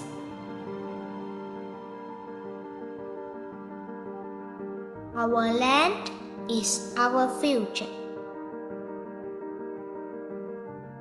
Join the global movement to restore our Mother Earth. Remember, every little bit helps. Let's unite and work towards a greener future.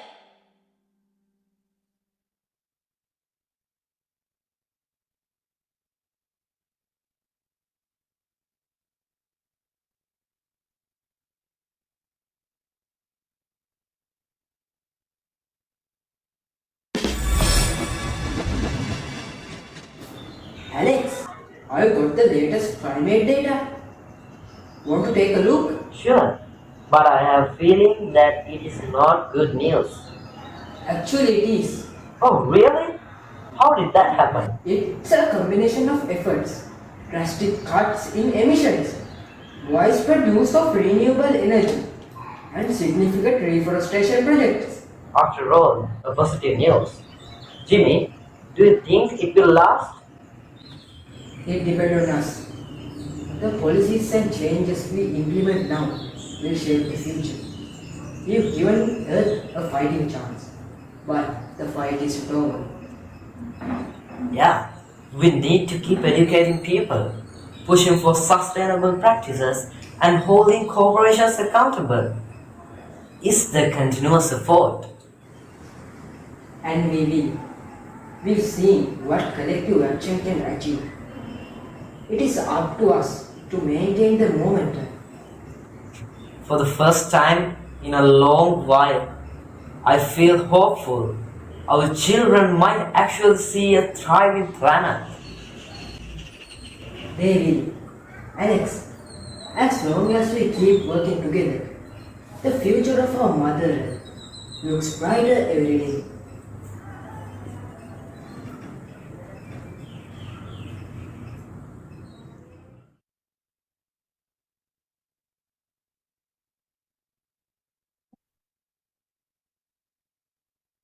Thanks a lot. This is the video from St. Mary's College, Sri Lanka. Okay, so Now we will invite the principal and student from Xinhuang Junior High School.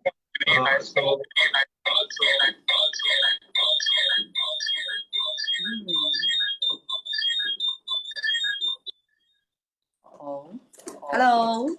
Yeah, now you can Okay. okay. Yeah. Okay. I I'm think so Ronnie's devices are on, that's why echoing. yeah. Thank you for you how to say you for you teachers invite our school and we got the chance to join Act Now. All right. So global educators, teachers, and students, environmental warriors. We are Xingang Junior High School in Jiayi County in Taiwan. Hi, I'm the principal, Wan Ning Ling. It's our honor and pleasure to join Act Now. All right, it's also our first time to join Act Now, but we are excited and we are ready. All right, because now me and my students will introduce what we do for the climate change in my school. Okay, so please, the first slides, please. Can you next slide?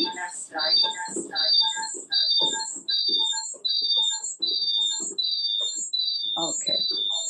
All right, here, my topic is my country, Taiwan, my hometown, Jiayi. All right, Jiayi is located in the middle of Taiwan. As you can see in the map, the Taiwan map, can you see that? Okay. Can you move to next slide? Sorry. Sorry, I share again. All right, thank you. Though this is our first time to join Act Now, in our school, we concerned about the climate change all the time. Just a sec. Yes, Taiwan, the for you, can you unmute yourself? That's why there's an echo. Oh, okay. Echo. Okay. Or close it.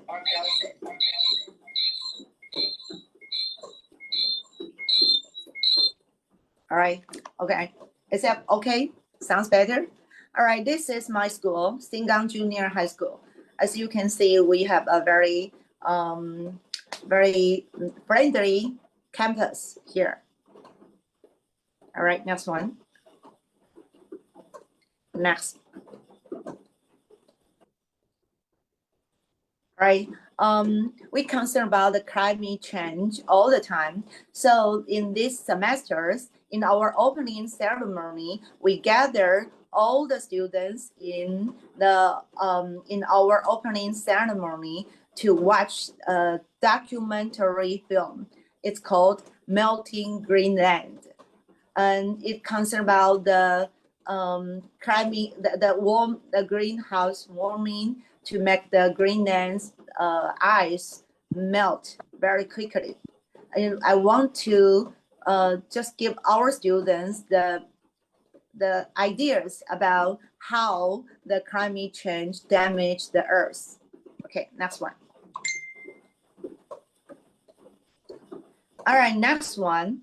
I will just invite my students, Yuhan, to tell everybody what our students do in our school every day and all day, all the years. Okay, so now it's your turn, Yuhan. Okay. Hello, my name is Yuhan Lin. I am 15 years old in Xingang Junior High School. My school deployed rooftop solar panels to produce clean energy for our school.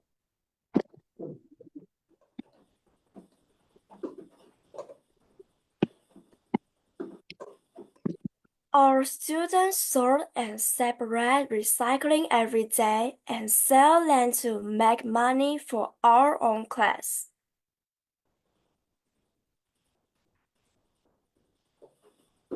Food waste is treated after lunch every day for animal feed and compost. We let waste become useful things in our waste.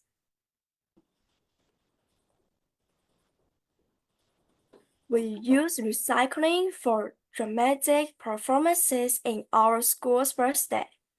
We make them become more beautiful.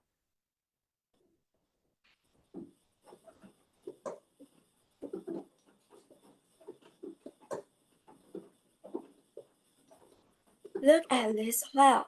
Bottle caps are used to Decorate. used to decorate our classrooms.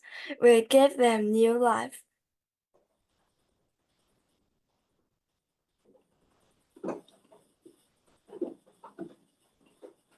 Students' desks and chairs find new use.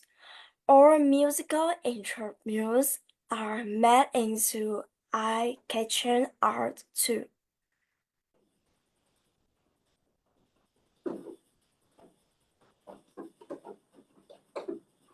Next one. Yes, next one.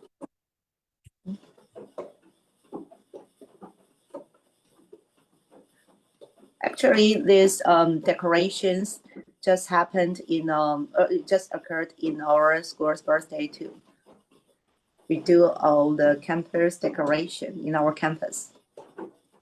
Use the recycled old desks and chairs, and also the broken music instruments.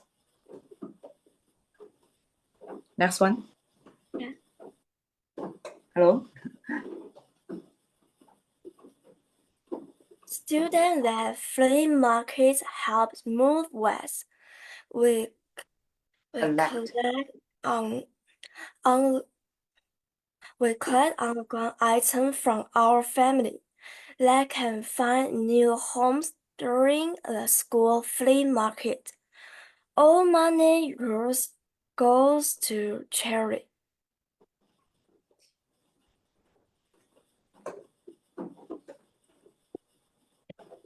Farmers teach our school and eat local food. It can lower our carbon footprint.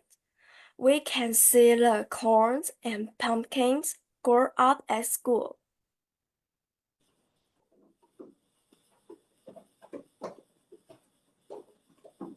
We move out into community to help clean up and restore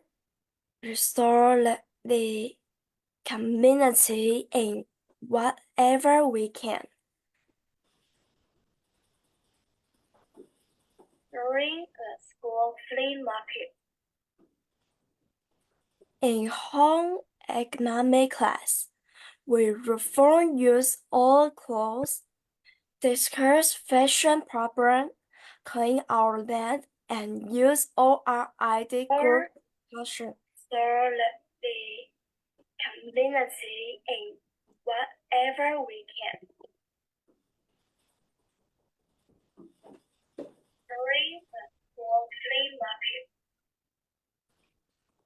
In home economic class, we reform use old clothes, discuss fashion. We don't use plastic bags, straws, and bottles. We bring our own bags, bottles, and straws, sail, or glass straws.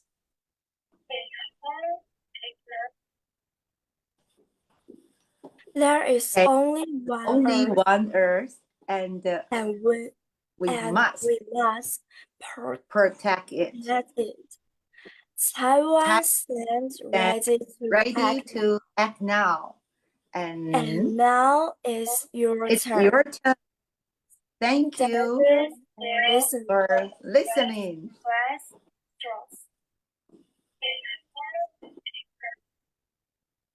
I really need to say thanks to is it a Lynn? Well, yeah, this is our first time, so we didn't prepare very well, but we try No, our best. it's great. Actually, I seen Yun Han from an early time. She's there for the very early, and we thought that she's from Japan. So I asked Rajiv, sir, and they say maybe she's from Japan. She's been there for the pretty long time. Yeah. So Yuhan is from Taiwan, not Japan. yeah, we thought that because it was with a Chinese name. And so I asked Rajiv, and Rajiv said maybe it's so she's been here for a pretty long time. She's waiting patiently.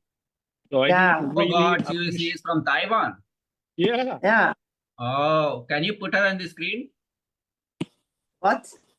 Pardon? Can you, Ronnie, can you put her on the screen, highlight her? Yes. Okay, yeah, that's her. Okay, great. Yeah. Good. I Really, like that. I mean, I like that halting. I mean, the way you want to express yourself, it comes out so sweetly. Good. yeah. Heck now. Because she's having a great patience. She's waiting for the long time, and I need to really appreciate you. Okay. 玉涵他说你等好久哦，你7点就上线了 ，right? You say Yeah, something, then you want to say 玉涵 something to everyone? You can say it in Yeah. Chinese. Your 说 teacher 你为什 will 么等这么 translate it 久 in 啊 ？Why English. do you? Yeah, in English，你就说谢谢大家。你很喜欢，you enjoy or love something. I know one word, ni hao. 玉涵讲一点，谢谢还是怎么样？ Thank you, Prospering, and thank you, everybody.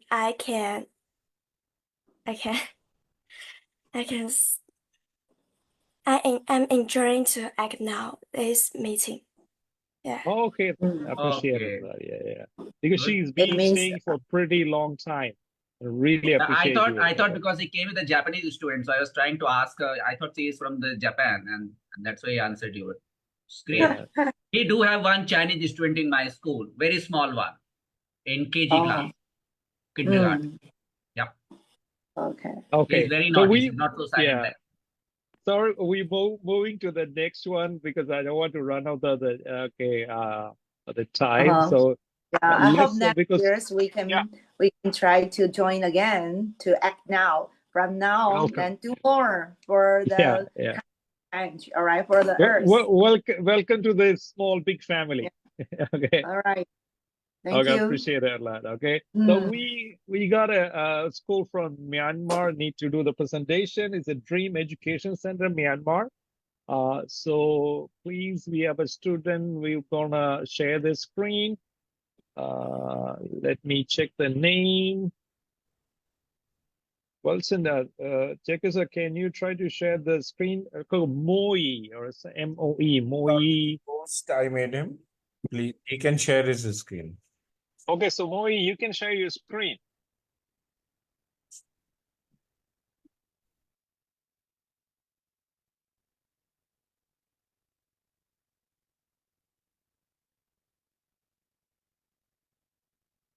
Dream Education Center, Myanmar, you are ready to present. You can share your screen, okay?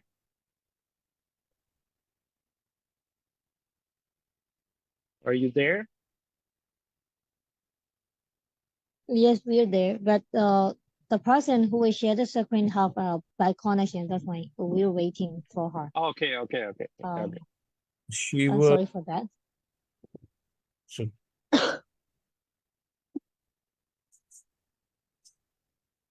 Okay, if in that while, can we let Gwen to share the screen?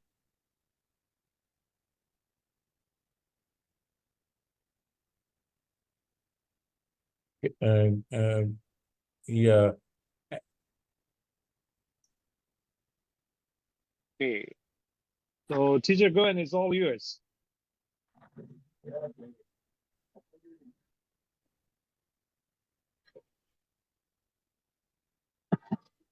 Hello? Yeah.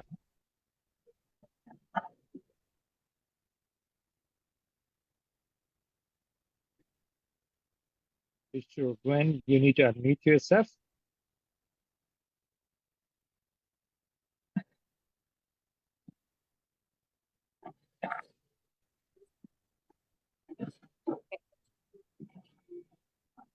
Can you guys hear me? Hi, good evening. Can you guys hear me? Loud and clear. Okay. So good evening, everyone. Again, I am teacher Gwen or Miss Gwen, an MYP Physical and Health Education teacher and a subject head at Bingdao International Department in Taiwan. And also, I am an ambassador and academy member of 100 organizations. So tonight, I will be presenting on how we can integrate physical and health education with nature, discussing the significant impact of the environment on our classes and how teachers can raise awareness among students while promoting social emotional learning. And also, I'm going to share with you how I run my PhD classes at school. So, oops, is it working? It doesn't move. So, welcome to Bingdao High School campus. So, as you see, our school is pretty huge. It's really huge. Like it takes me 10 minutes to walk from the school gate to our international department building.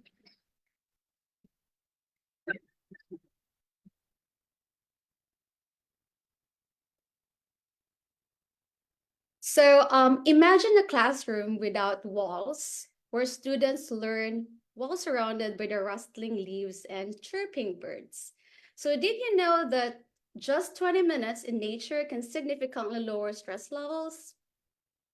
Yes. So today we will explore the transformative power of integrating nature into physical and health education. And our goal is to demonstrate how this approach can enhance students' physical and mental health.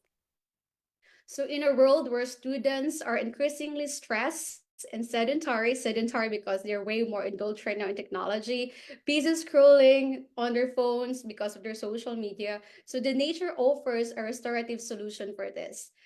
So let's explore into how we can bring the outdoors into our PhD classes, where actually mostly PE classes were actually outdoors, but we also have PhD classes indoors, or since we're IB, so sometimes we have to have a class in the classroom.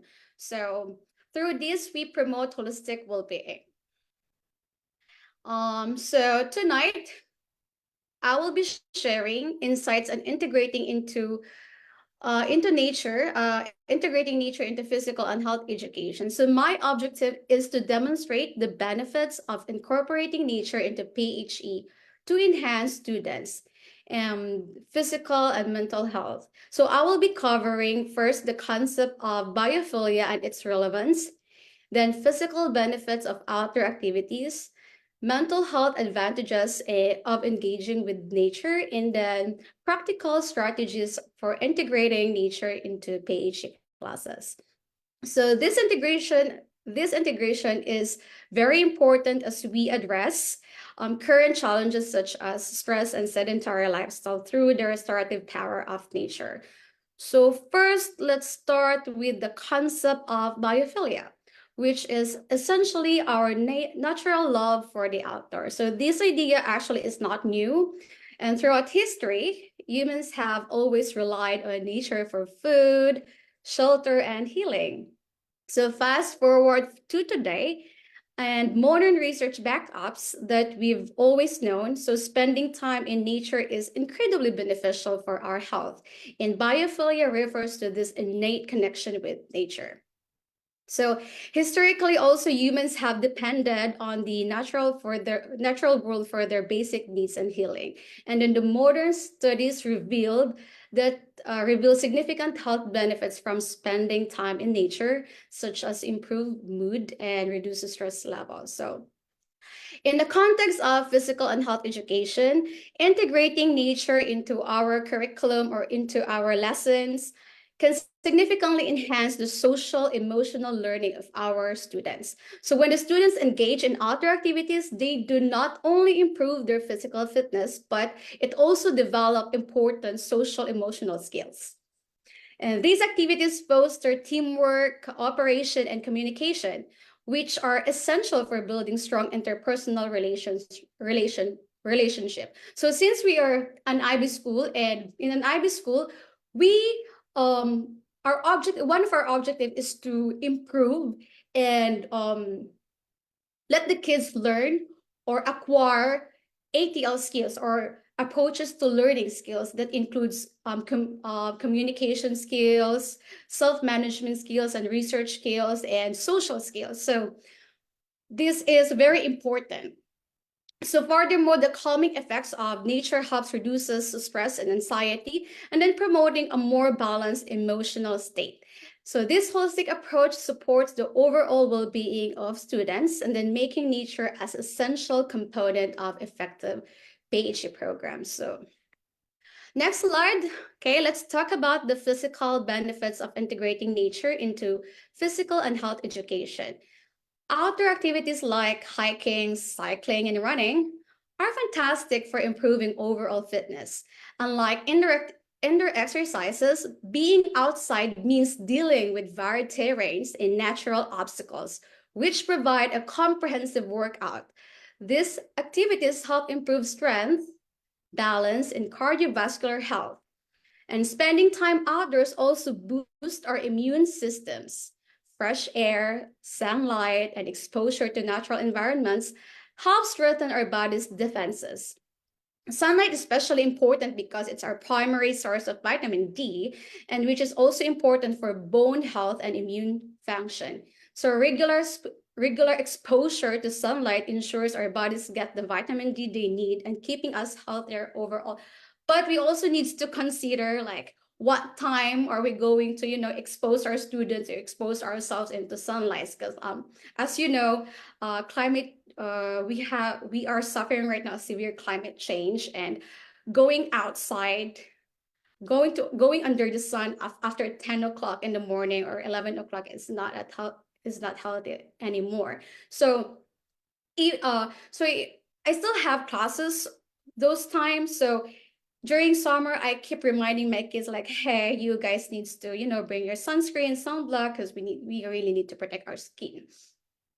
So in the context of our school, the only feasible outdoor activity we can regularly incorporate is running during PHE class. So 2 years ago, I actually started having running 800-meter weekly running program. So kids needs to run for grades 8. They needs to run 7 minutes, and every week it reduces 5 seconds each week until right now they have to complete the 800-meter run for 5 minutes. And for my 7th grade, they have to complete it for 8. So also as part of DP program, so we have because we have DP program here at school, and we have CAS. We offer CAS program, so it's creative activity service. So this program, as a advisor, I recommended activities such as bicycling combined with environmental stewardship, like picking up trash along the roads, since bicycles are freely available and accessible in various locations around Taiwan. So making this a practical and impactful activity for our students, this not only promotes physical fitness, but also entails a sense of community, responsibility, and environmental awareness, aligning with the social emotional learning goals of the IB curriculum. So these are the lesson or the activities that I incorporate in our school. So we have outdoor yoga and meditation. So conduct yoga and meditation session in a quiet area of the school ground or any quiet area at school. will do. So it supports the development of balanced and reflective students by promoting physical and mental well-being, and encourages caring by fostering a calm and supportive environment. We also have like team sports. So it engages students in team sports such as soccer, ultimate frisbee, and any team sports activity like kickball.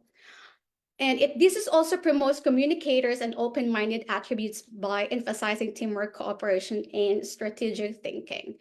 And we also have outdoor fitness circuits, set up fitness stations around the school grounds, including exercises like jumping jacks, push-ups, and squats or jumping rope. And in fact, at school, we have yearly jumping rope competition for ours grade 7 and 8. So this is also encourages students to be risk takers by challenging themselves physically. So we also have mindfulness. So conduct mindfulness exercises such as a deep breathing and silent observation. So in the school gardens or any areas that they find comfortable. This is actually usually happens during a 10-minute break at school. So after a period, we allocated 10-minute break for our kids. So since I have double block period in my PhD class, so I keep on reminding them or like to utilize those breaks by doing some mindfulness or meditation anywhere, or when they get a resting period after a long physical activity. So this develops balanced and reflective students by helping them manage stress and connect more deeply with their surroundings. So integrating these activities into your PhD curriculum or PhD lesson within the school campus not only enhances physical, mental, and social emotional well-being, but also aligns with the IB philosophy, since we are an IB school. So when I designed and created my lessons and my curriculum, I always align it with the IB philosophy by promoting a holistic approach to education that nurtures the development of well-rounded and global-minded students. So next, let's look at the mental health benefits of integrating nature into physical and health education. So nature has a remarkable ability to reduce stress, and when we spend time in natural settings, our stress hormones drop, our blood pressure goes down, and our heart rate decreases. So this leads to a more relaxed state of mind and a significant improvement in mental well-being. So nature also enhances our mood and creativity. The tranquility and the beauty of natural environments provide a mental break from the constant stimuli of urban life, allowing our minds to recharge and think more clearly. And this boost in mood and creativity can have a profound impact in our daily life. So engaging in outdoor activities within the school campus helps reduce stress by lowering stress hormones, blood pressure, and heart rate, making students feel more relaxed and mentally balanced. It also enhances mood and creativity, allowing them to recharge and think clearly. So practicing mindfulness in nature, such as deep breathing, exercises, or silent observation, helps students feel more connected and at peace, which is essential for mental health. And moreover, nature encourages mindfulness, the practice of being present in the moment. This connection with the natural world fosters a sense of peace and belonging, which is very important for maintaining good mental health. So by incorporating mindfulness practices in natural settings, students learn to manage stress and anxiety more effectively and enhancing their social emotional learning. So these are the example of the activities aligned with the mental health and social emotional learning. So I'm sorry about the photos. I'm not really a photographer. I'm not good at taking photos. At the same time, I don't really like take photos most of the time. So these are the photos that I have with me. So we have, again, just the same thing. We have outdoor yoga meditation. So this supports mental clarity and reduces anxiety and fosters a calm and supportive environment. Mindfulness helps students develop focus, reduces anxiety, and connect more deeply with their surrounding. It also encourages a sense of peace and belonging, essential for mental health. Then we have team sports, promotes teamwork, cooperation, and social interaction. enhancing social emotional learning. And physical activity in a natural setting helps reduce stress and improve mood. So integrating these activities into our PhD curriculum within the school campus not only enhances physical, mental, and social emotional well-being, but it also promotes a holistic approach to education. Next slide. Incorporating nature into physical and health education can significantly enhance students' learning experiences and well-being. So first, let's look at the outdoor classes and activities. Ideas for this include nature walks, outdoor yoga, and team sports or on grass fields. These activities not only help keep students physically fit, but also allow them to enjoy a calming effect of being outside. For instance, during a nature walk, students can engage in light exercise while observing and learning about their natural surroundings and promoting both physical health and mindfulness. Then by integrating these outdoor classes, mindfulness practices, and nature-based physical activities into our PhD classes, we can enhance students' physical fitness, mental relaxation, and overall well-being. And to sum up my discussion with you, or my sharing, bringing nature into physical and health education offers a well-rounded approach to wellness, and it helps us improve our physical fitness, boost our immune system, and enhance our mental health. And as educators, we have the opportunity to create learning environments that nurture both the body and mind. So let's encourage our students to explore the wonders of nature, fostering a generation that values and protects our planet while reaping the many health benefits it provides. And thank you for your attention, and I hope you feel inspired to incorporate the beauty and benefits of nature into your PhD programs.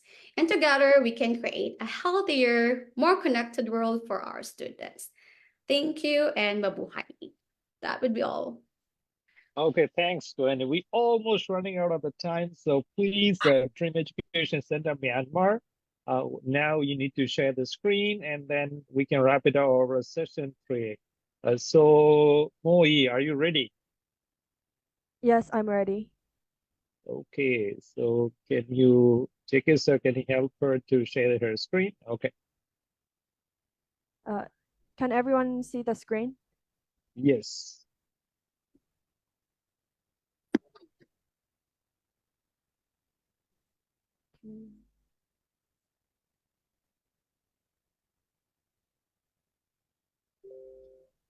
I'll start now. Yeah. Good evening, everyone. Nice to meet you all. We are from Myanmar, and we are Dream Education Center. So the topic name is Humans are part of the environment.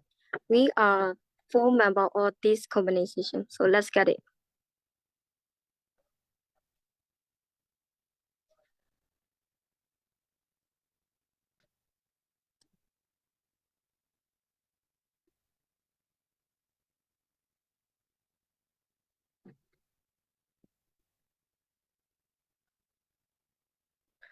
So we have a question. What is the environment? The environment is everything is around at for living and non-living, such as swines, waters, animals, and plants which themselves to their surround. And then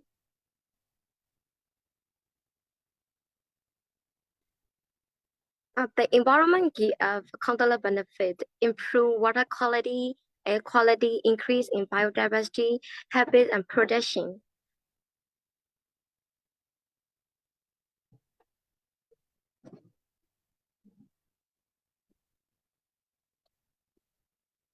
Humans are depend on the fruit, air, and other need for, and then human empowerment include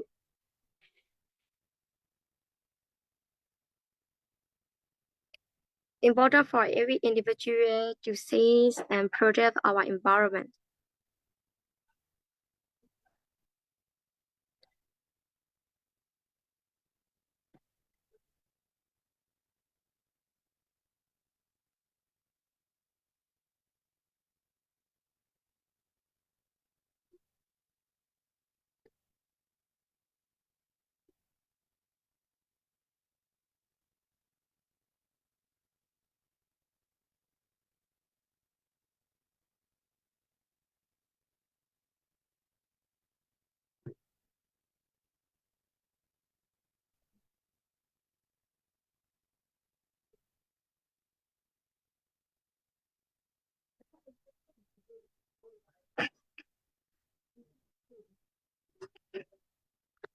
There and then, we have the relationship between humans and nature. Humans are effect on the environment include reforestation, using clean energy, protecting nutrient prescribed for the maintaining the nutrients, biodiversity, correction of the habit, and even support protect group of the endangered species all over every system. So nowadays, people no longer the values of the nature. They suggest destroying the natures of the environment because of the impact of the action of the world's sensitive ecosystem. Most of these actions are to make many deforestation of the trees, unkept towns and new cities, and dam population, destruction and transportation, plastic populations, and many other things. Human actions with the nature with the for control. If these are not managed or the control, these actives with destroying the of our earth. At the time, it return is providing the same thing of the human being life. Nowadays, our earth more rich people to go more rich and poor people to go more poor because of the we need the human life the equality. And then I'm so really suffering bottom of my health for our earth. So the next part of my product would take deforestation. Hello, good evening, everyone. I'm Tawizor, and I'm from Training Education Language Center. In my turn, I will share about deforestation. So how do we understand deforestation? Deforestation is the purposeful clearing of forested lands. In contrast to 19th and early 20th centuries of deforestation was studied. Everybody knows plants use carbon dioxide to photosynthesis, and they release the oxygen. That's why, for the animalia, trees are really important. On the other hand, you can call them our benefit. But sadly, people know and understand that, but why we cutting down trees again and again? In Myanmar, deforestation also occurred for several centuries. Due to this, we are facing a lot of negative effects on us. First, we will lose our environment. And in addition, the climate will change rapidly. And last but not least, desertification. We can't live without trees. We are dependent on each other. Nowadays, some are cutting down or destroying the forest because of the agriculture and to build new factories. Both are great for the residential, but we need to put in prohibition tax. Over time, we'll face a lot of side effects like climate changes, desertification, soil erosion, soil crops, flooding, increased greenhouse gases in our environment. So not only that, but also pollution contagion. How should we solve that problem? I'm going to tell you the kindergarten stuff that you must know yourself or your mind. If you don't know your mind, you will do as you like, no controls on you. So you will be not to push yourself together. Second, we must plant more trees. For instance, we're cutting down fields every day. We should plant 2 trees in that place. Why? Because we need to think about our future generations, and that is the will to heal the world. And the last one that I want to tell you about is sharing. So what is sharing?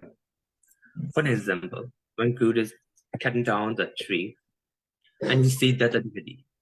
So what will you do? Think about that. If you're a good citizen, you must call or phone police or forest conservation. Yes, that is a good way, but nowadays, most of the people don't respect the authorities, and the authorities take this situation lightly. So the thing that you can do is to educate each other. share about the plant's conversation or share the negative efforts that begin because of deforestation. As a same root of deforestation disappears because of humans. That's why only humans can reduce deforestation and can heal the world. Each people ought to have great citizens mode. Hey, don't take too much time. That's not tomorrow for us. The world is being worse due to non-responsible people. Let's do that together. So, for the next topic, my brother Jeff, take this. Thanks for your attention. Hello guys, welcome. So before I start my topic, so how do you guys think about plastic pollution? So let's get right into it. Plastic pollution is really bad in our world or environment. What is plastic pollution? Or why did it begin? 90% of people answer that question. In our world, most of the people use plastic a lot. No, that's wrong. The main reason is claiming what is really important, that plastic doesn't decay, and they take thousands of years to decay. So by throwing them away carelessly, it causes plastic pollution to happen. Nowadays, people are using different kinds of plastic, especially plastic bags, and they throw them away in the stream or in the street. That is carried by the air and collected in the river and stream. That is how river pollution began. Animals got hunger or stayed in discarded nests or boarded, choke on plastic debris, fill their stomach with plastic they mistake for food, and much more. And some people want to ban the plastic. Banning plastic accuse who tosses gases that cause air pollution. The production and disposal of plastic release a harmful chemical into the air, water, and soil, putting workers and nearby community at the higher risk for health issues such as heart disease, various types of cancer, reduced fertility, and lung disease. Even though these cause a lot of negative effects, no one cares about it. So how should we control the problem? To reduce the problem of plastic pollution, we can recycle for them. For example, instead of throwing plastic easily, we can create many kinds of handmade for carpet or handbag by using coffee pack, growing small plant in the plastic bottle. Instead of using plastic bag and plastic bottle, we can use paper bag and reusable water bottle. For us students, we can start small by collecting litter as shown as on school ground or in the local neighborhood. We could also join forces with other classrooms, get the whole school involved, or even work with local community action group to spread the work and take part in the bigger clean act. So from now on, my sister Mota will take a part. Hello everyone. I'm Motat. I'll start now. So in conclusion, not only these two, but all of the environmental problems happen because of humans. That's why humans are the only one who can heal the world and who has the responsibility to save the environment. So no matter how small, each individual actions contribute to the collective effort of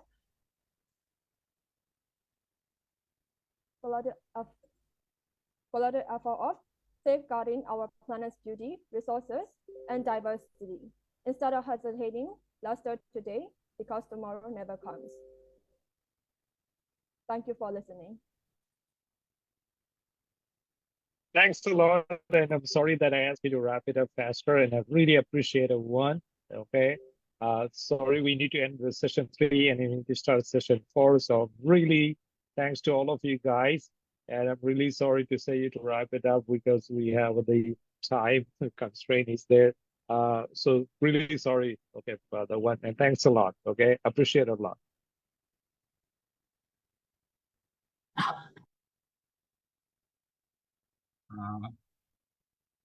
Good evening, Priyanka ma'am. Can you hear me?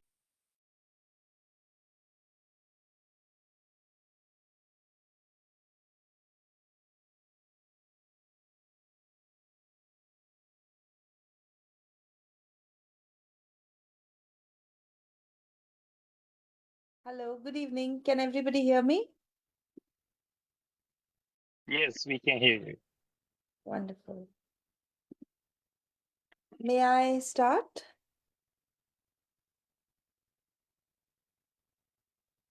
Yes, sure. Yes, sure. So, good evening to everybody from India. And given that it's so hot here these days, my presentation is about how to optimize electricity and water use during summer while staying cool and indoors here. My name is Priyanka. I have worked in the building sector, sustainable habitat sector, for over 20 years now. And I'm a mentor at POP Habitat, among other things. Um, Traditionally in India, we believe in the durability and longevity of materials, whether they are clothes, machines, including cars, or buildings and homes. And typically and traditionally, we have always preferred fresh fruits over frozen food, and worshipped nature, which would include plants, trees, and animals, which follow a diurnal cycle of nature. But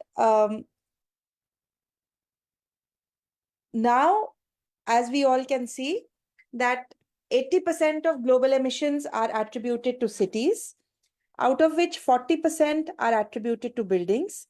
A lot of waste is generated, and changes in microclimate is taking place, such as increased temperature or increased ground level ozone, contamination of groundwater table, depletion of vegetative cover, and impervious ground cover leading to flooding. So all these are serious challenges which lead to compromise in our health and well-being. And incidentally, we are led to situations like this, where water gets stagnated or there is a lot of pollution in the air, and all of us together need to work towards a sustainable solution. Some typical common lifestyle myths we have is that anybody who is wearing spectacles is intellectual.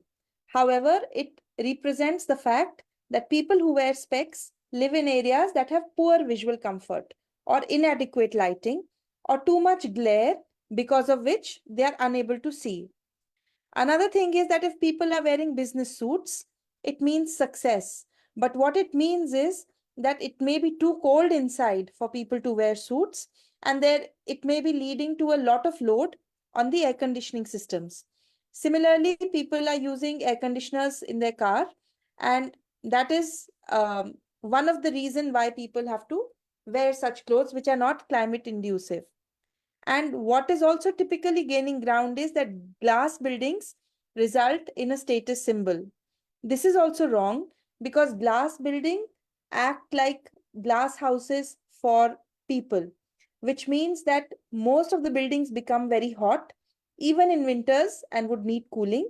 And in summer, it becomes so hot that even though the glass is used for allowing daylight inside the room, people would have to put the curtains and use artificial light.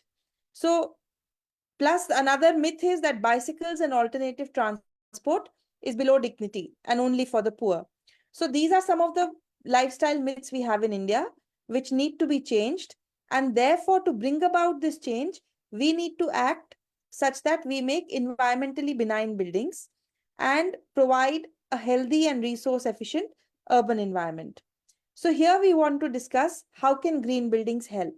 So one of the things that green building proposes is to minimize the impact on site and surroundings, which means that as far as possible, we should not cut trees and protect them while construction is going on.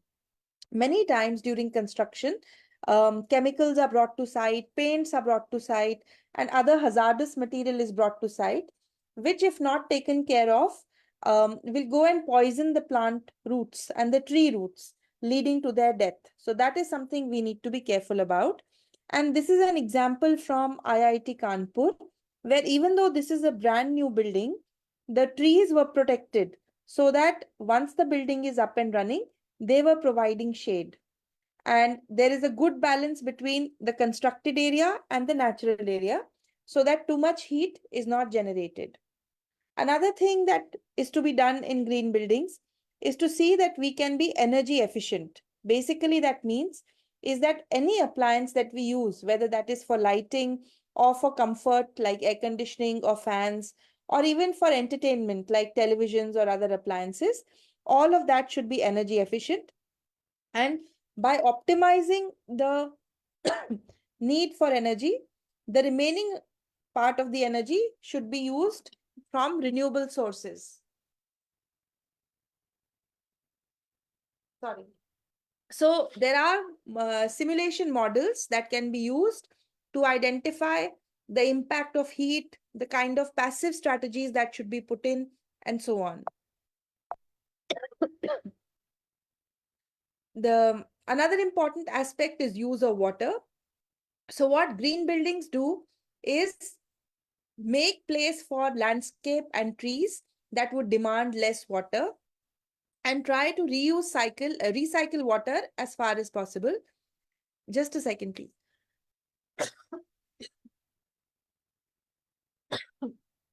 Even solid waste segregation and management of waste is very important. And by using simple tools like you can see in the picture, we can save up to 30 to 40% of water and also promote recycling of water. Green buildings look at environment, the people that are associated during the construction and during the occupation of the building, and with the cost of the building. So it is imperative, and as you can see, these are photographs from green buildings where people working with stone and marble are wearing masks to prevent inhaling harmful air. Similarly, people working on site are wearing jackets and helmets to keep themselves safe.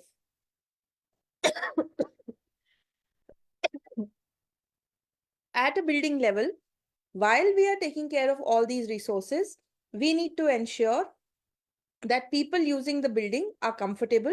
That means it is not too cold or too hot. And there should be adequate lighting to see clearly and effortlessly. By adequate, what I mean is that the daylight should be such that it is not glare, because when too much of sunlight comes inside, it does not facilitate any activity that we can do. So on a typical summer day, therefore, we should see, in order to maintain that thermal comfort and temperature, that in a typical place like Delhi, we should minimize the heat that is entering the building, optimize the heat which is generated in the building through bulbs or fans or refrigerators and air conditioners, use efficient appliances, and use daylight to avoid artificial lighting. So for example, how can we prevent the building from getting heated? One is to protect the roof, window, and wall from direct sun rays. And we can do this by providing insulation and by choosing the materials of our building accordingly. Optimize the use of glass, because as opposed to a wall, a brick wall, glass will allow a lot more heat to come in very quickly, and insulate the ceiling and the wall. I'll give you a few examples of this. So for example, one of the important things to do is to choose the direction very carefully. Since the sun rises in the east, moves via the south, and sets in the west, it is best that we utilize the north side well, because that is from where the light will come, but the heat will not come. And in the west side, mostly the light will be less and the heat will be more. So we should plant the trees accordingly and orient the building appropriately. This is one example where, in order to prevent heat gain in the building, there is a grass layer or a garden which has been developed on the roof. This is another example that in a situation where the roof is not being used for drying clothes or any other purpose, we can put in inverted pots so that it traps the air and prevents the heat from going below the ceiling into the rooms where people may be living. This is another example where inverted mud pots are put and used as insulation on the roof. It's the smaller version of the pots I just showed in the previous slide. And the objective is the same, to delay the heat penetration inside the building. This is another example where broken tiles have been used to reflect any heat that may be falling on the surface so that the heat does not get absorbed. One active measure that can be used is the use of solar cool roof. So as you can see in the diagram, that any regular surface will absorb about 83 to 85% of the heat that falls on that surface if it is uncoated. However, if the paint is used and the surface is coated, 88% will be reflected back and only 12% will be absorbed. And it is seen that after installation of this paint, we can get a difference of 5 degrees centigrade in the temperature, which is very useful, especially in a summer like this, for people who are staying in the topmost floor of a building. And this also saves up to 20% of power in air-conditioned areas. So it works both ways. This is an example of a Griha certified paint that can be used and purchased to get that kind of effect in terms of reducing the heat that is absorbed and reducing the air conditioning demand as well.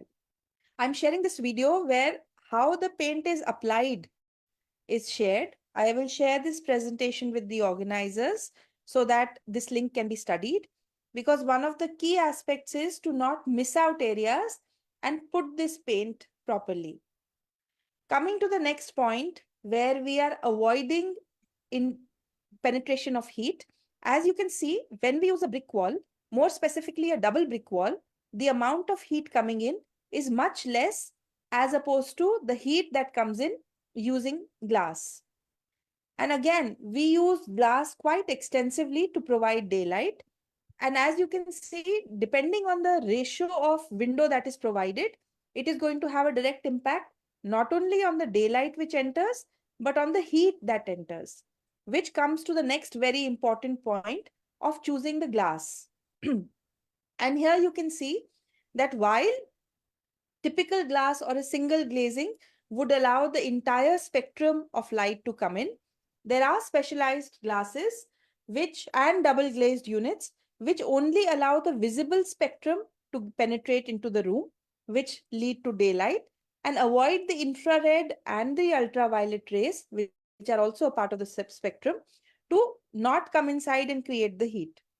So as you can see, typically there is a trend towards more glazing in buildings, and all of us as people committed to action, I think we can make responsible design choices so that so much of heat intake can be avoided. Not only heat intake, but load which is put on the air conditioning systems, especially for our climate zones, can be avoided. This is another example. I'm showing the same photograph again, because here the ratio of glass and brick is balanced very well. It is, and all the glass which has been used is shaded. Even the roof has been shaded. So basically the principles that we discussed have been implemented here, which we can see that there is a structure on top of the roof which prevents direct heat from coming into the first floor of the building. Secondly, all the windows are shaded. Thirdly, the trees are providing shade as well. And after optimizing the heat or the cooling load, solar panels have been put so that demand on fossil fuel based electricity can be reduced or optimized. This is an example from a fort in India, where what I want to show is that when these forts were built, even in very hot places, we did not require any kind of cooling, which meant that just by creating a 1 foot or a 2 foot or a 3 foot wall, we could avoid the penetration of the sun's rays. However, now since each inch of land is sellable and we don't have the luxury of creating such thick walls, we can use insulation, as you can see in this photograph.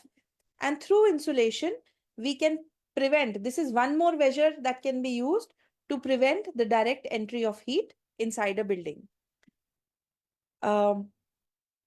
Now, once we have prevented the heat from coming inside, we need to optimize the heat that gets generated inside the building, which is usually through all the artificial lighting or appliances because any appliance we use, even you will notice that the refrigerators become hot, the microwaves become hot, televisions become hot, because all the electricity that goes into the appliance, a part of it gets converted into running of the appliance, but the remainder contributes to generation of heat, and that heat contributes to warming the room, for which our air conditioning load gets increased.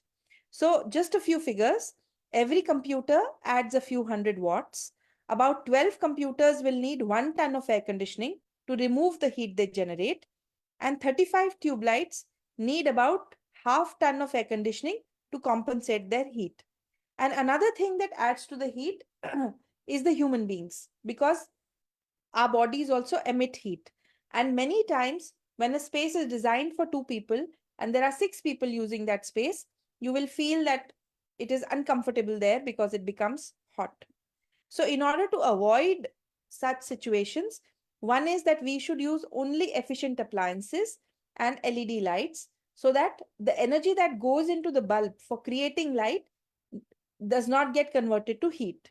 The second is that in India, the Bureau of Energy Efficiency has come up with a labeling scheme where all the appliances are labeled depending on their efficiency. So while it is mandatory to use most of the appliances to be labeled, that is also recommended to prevent a scenario like this, where all the heat that is being pulled out from the rooms will also heat up the surrounding areas.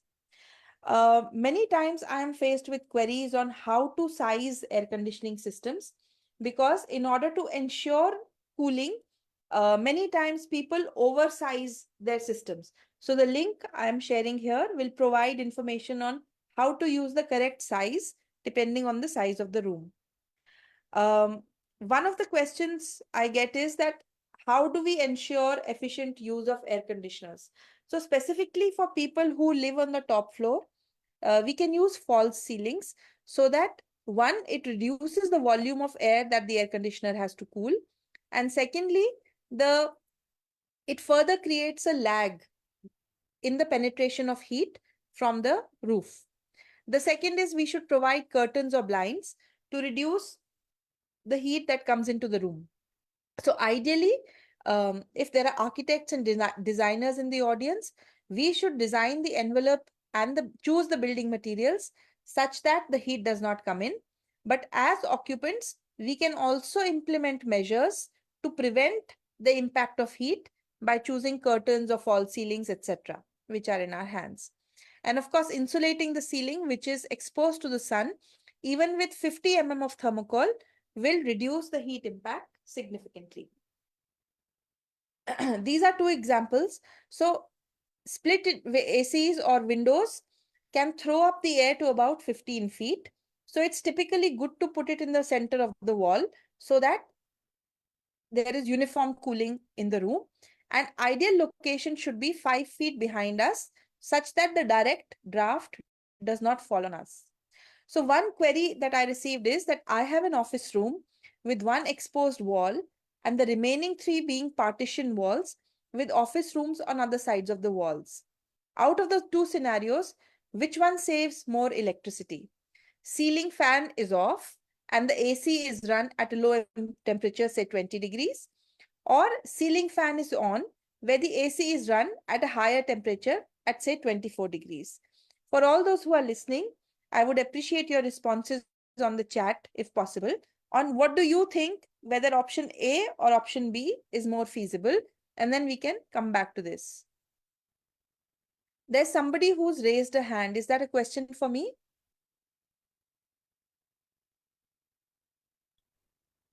Okay. Ma'am, do you want to complete the presentation, then we can get back on the main screen, or do you want to take questions? Yes, I think that will be better.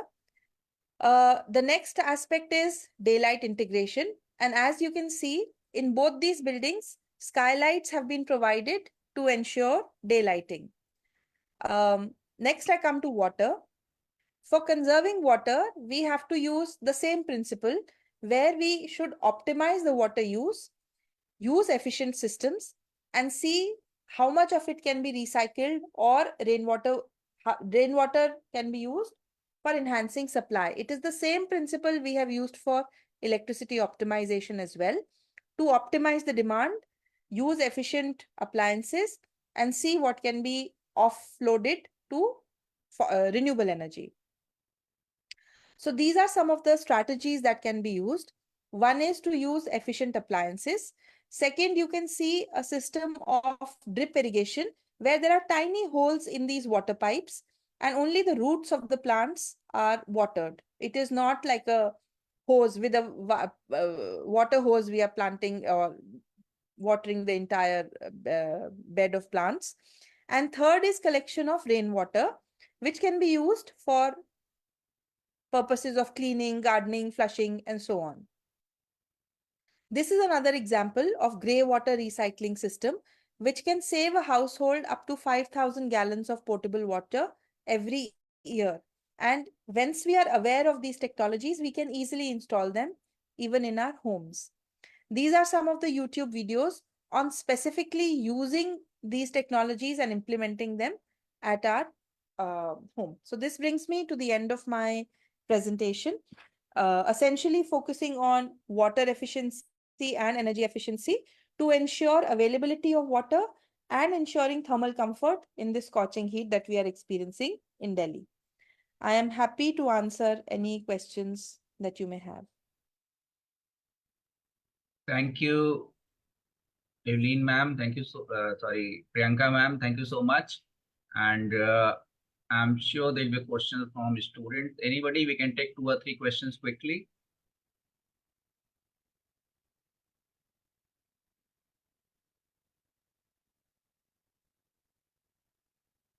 Let's say we have 2 hands. Devina Uppal, I'll bring you on the screen.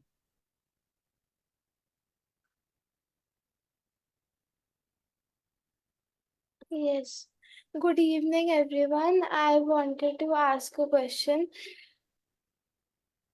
Ma'am, that our Yes, please biome. go ahead. Yes, ma'am. Ma'am, that do biomes actually make us happy and healthy, so that so should we uh, find a way to adjust cities and localities that way so that we can interact with plants and the marine life? Can you please repeat your question, Devina? Yes, ma'am. Do you think that living in biomes actually makes us happy and healthy? So, should we adjust cities or localities so that we can interact with plants and marine life? Yes, I think there was a presentation, a few presentations before mine, that was talking about the importance of nature and linking it to the benefits of health. So definitely being close to nature reduces stress. It's healthier, definitely more healthy than being in an air-conditioned room all day. And as far as possible, we should try to incorporate water bodies and greenness. You'll be happy to know that the Delhi Development Authority has come up with the new master plan for Delhi, which is called the Green Blue Master Plan, which means that it is now required that any future building should have a green component, which is to do with plants and trees, and ideally should have a blue component, which is to do with the water body, lake, depending on the size and the scale of the project that is coming up. So yes, I think not only is it important, but it is getting formally integrated into our planning process also. Thank you, ma'am. Thank you. Thank you, Priyanka ma'am, so much. You did not let me introduce yourself very briefly to the students. So here, Priyanka Kochar ma'am was working with Cherry, the Energy and Resources Institute, and now currently she is the mentor for Protect Our Planet Habitat. She's an architect with over 2 decades of experience on mainstream sustainability in the built environment. And these days, because of the heat waves, a lot of queries are reaching to ma'am to help them design some cool buildings. And yes, you're quite right that Delhi has come out with a blue and green plan, but again, it is the implementation that counts. That's I right. think in every part of India, it is about any house that you build, it must have 40% of the space as an open space. So So if you have 2,000 square feet space, you have to leave open 800 square feet. It doesn't happen in practice. Thank you, ma'am, so much. And I'm sure these kids will be getting into touch with you, or if maybe their parents who are trying to buy a home, or build a house or something like that. So how can they make their houses more eco-friendly, more green, and more sustainable? Thank you so much for joining us. Now we have Livleen Kanu, ma'am. She is waiting for a while. Welcome, Livleen, ma'am. I'll be pinning you. Thank you. I was also listening to the presentation. So it's enriching to be here on the platform. Thank you.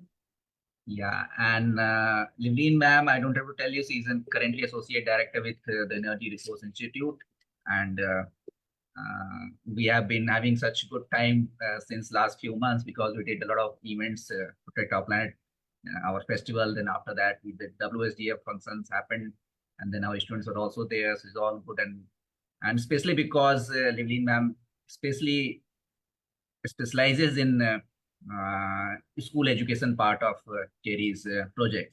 So over to you, Livleen, ma'am. The students who will be interacting with you, and your presentation also counts. At 9:30, we'll be joined by Drita Ziri, who's currently Miss Earth 2023 from Albania. And she's very young. She's having her exam today, so we had to change her session as well. So over to you, Livleen, ma'am. Thank you, Rajiv ji. A pleasure to be here on the platform. And let us make it a little interactive because it's so late in the night for some of you, while it will be like midday in other parts of the country. So understanding the time zone difference, let's try to be a little bit more alert. And while I'm talking with you, maybe you could parallelly write some questions in the chat box. That will keep me awake and more engaged in the conversation. So, what I want to talk to you today is not about science, it's not about environment, it's not about the resources, it's not what you read and learn from your textbooks, okay? So you must be wondering then, why am I here on the World Environment Day and what is there I need to speak to you? The theme of the World Environment Day, as you all know, is land restoration, desertification, and drought resilience. Oops, these are very big words. So if I'm not going to talk about them with you, what is new that I will let you know? So I want you to relax for the next 10 minutes, just loosen up and try to listen and imbibe what I'm trying to tell you. First of all, you are children, you are our future. So you don't need us, we need you. So first of all, you need to take pride in your presence, in your existence. And having said that, you should be aware of two important things from now on in your life. One is, these are, I say, are the two R's. One is your role. Second is the rule. So all of you are informed, you are educated enough. You should be able to grasp and understand what is there in the policy framework, what is there in the rules that strengthen your resolve in protecting the planet Earth. And once you understand the rule, you need to design your role. Each one of you is a change maker. Act now is such an important word. And how will you act now? Once you are able to make conscious decisions and you are able to contribute to a better environment. Okay? So, taking context of India, because I see most of you are from India, are you aware that now we have a climate litigation in place in India? And there's an important ruling by the highest court, Supreme Court, which says that people have a fundamental right to be free from adverse impacts of climate change. If you are aware of this rule, you can stand up and question anyone if you witness any activity that is against the environment, that is further increasing the impact of climate change. So your knowledge about rules should be there. Then, there are also directives in place, again by the Honorable Supreme Court, which says about a lot of focus on teaching about environment studies, environment education at school level and the undergraduate level. NCERT is now formulating new textbooks where environment education will be very clearly defined. The topics of environment will be there in the textbooks for students to learn. And it is not about learning, it's about practice. You will be given opportunities to create models, to create, to substantiate with case studies about your understanding about environment and climate change. And why is all this happening? Because in our country, in India, we now have a national education policy in place. So, why, for those of you who are not from India, this information important? Please look up on the laws of the country. Definitely now, globally, the study of environment is very important. It is very crucial, and it is being promoted across the schools, across the colleges. And once you are knowledgeable about it, you will be in a more position of strength to be an ambassador of change. So this is what first point that I want you to remember. Remember your role, remember your role, and then you can make a difference. Second, let's come to numbers. Don't feel that you are at very young, you cannot make a difference. It is the collection of so many dots that make a complete picture. India has a very strong young population. Similarly, across the world, the numbers of youth is far, far more.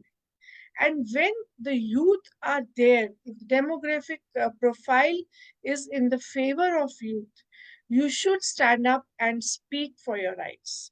And when you speak for your rights, in a good environment, a cleaner environment, a greener environment is your fundamental right.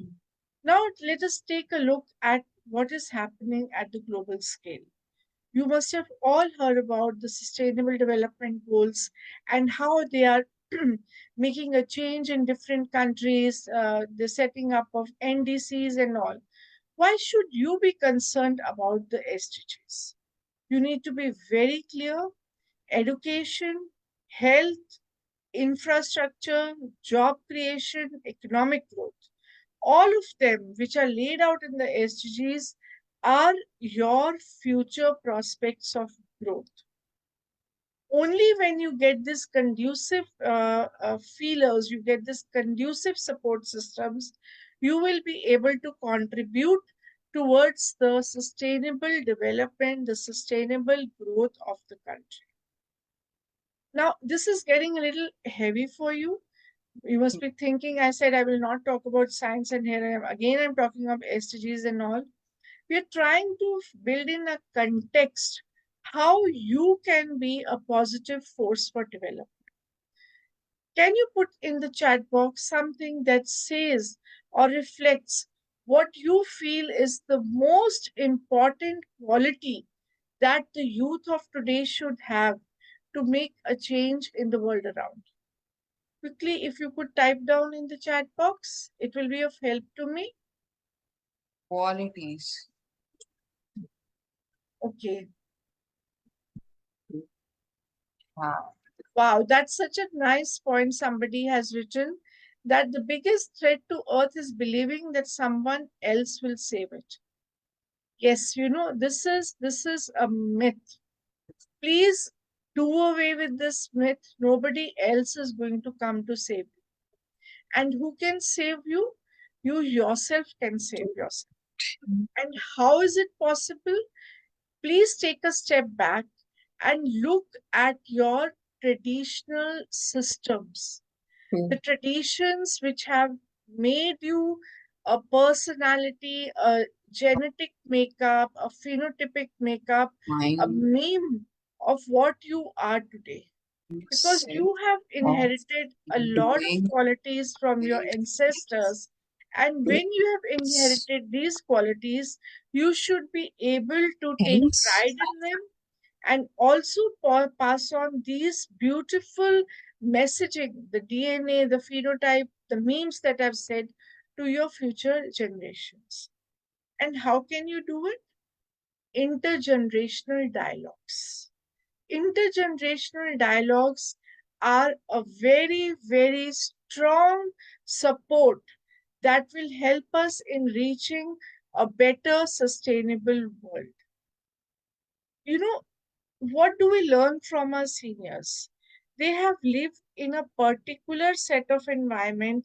They have adapted themselves to that environment, and by practice, they know what is right, what is wrong. Okay. So when they are able, when they are in a conversation with you, they will automatically pass on this knowledge, this time tested knowledge of what is possible, what is not possible, what is right, what is not right, and then you can make your own choices.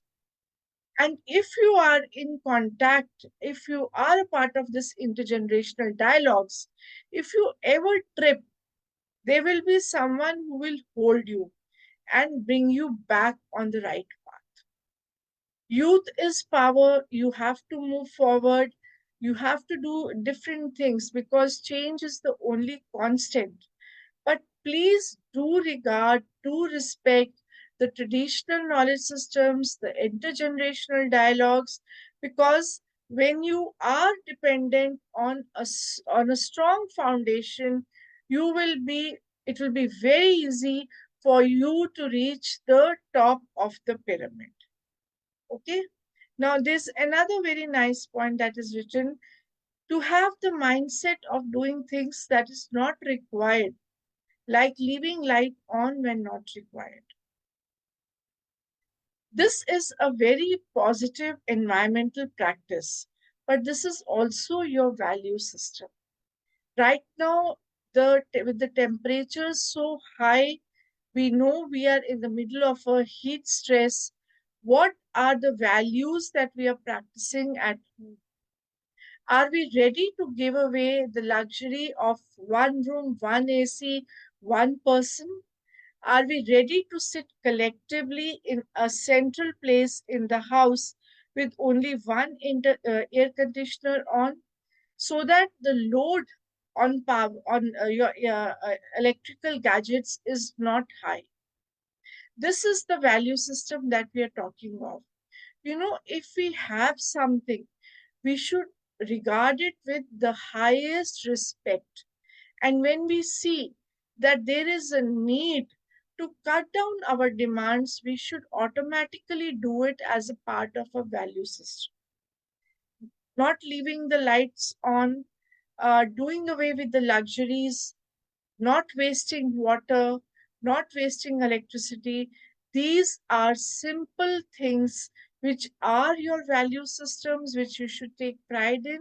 And as an elder sibling at home, pass on this information, pass on this behavior to your other brothers and sisters. Protecting the environment is all about changing or looking at the behavioral aspect of your own self. Reducing your carbon footprint is possible when you do away with the need to have more, to procure more, and try to adjust to what is available. Another point that is written down here is the ability to speak, work, and think according to the deed. As we should be responsible, we are gonna inherit it, not our past generations. Absolutely.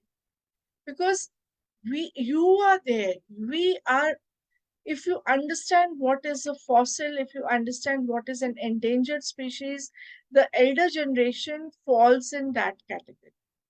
At the max, what we will do is we will be talking about certain do's and don'ts to you, and slowly, before you even realize, we would have exited the scene. But you are the one, you are the custodians of change. You are going to help us see a new and better world.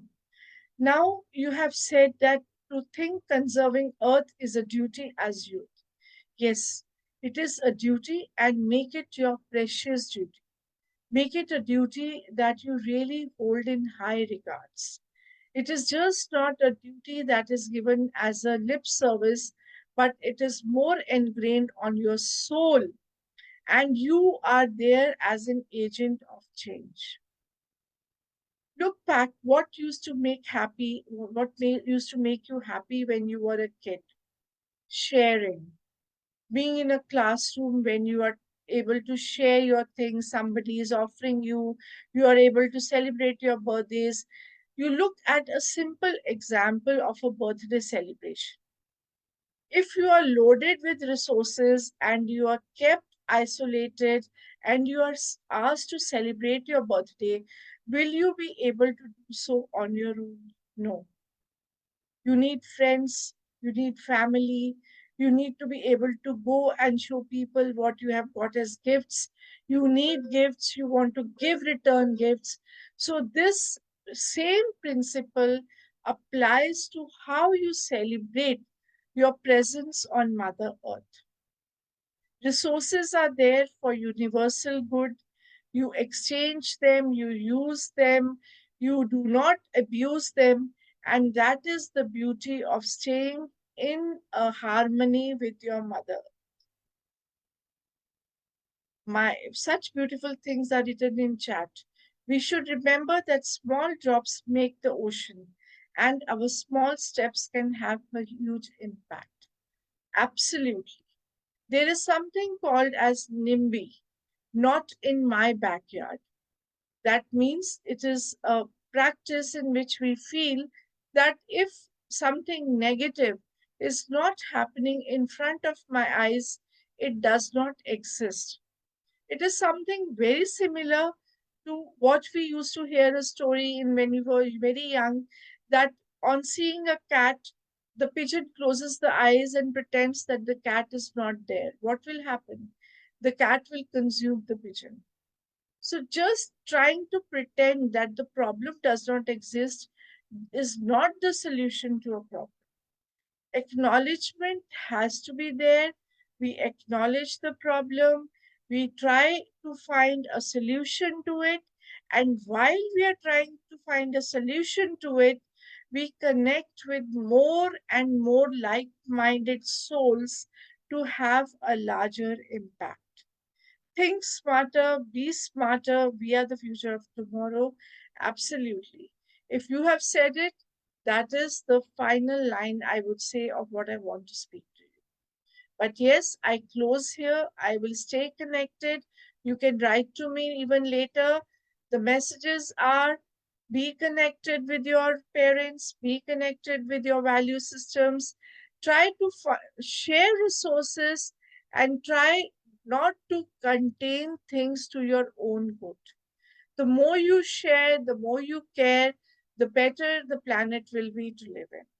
So that is what I wanted to share with you today. Thank you so much for your time. And always remember the 2 R's, the role and the rule. Thank you. Any Thank you, questions? Livleen, ma'am. Thank you so much. You speak so well, you will take all away my job.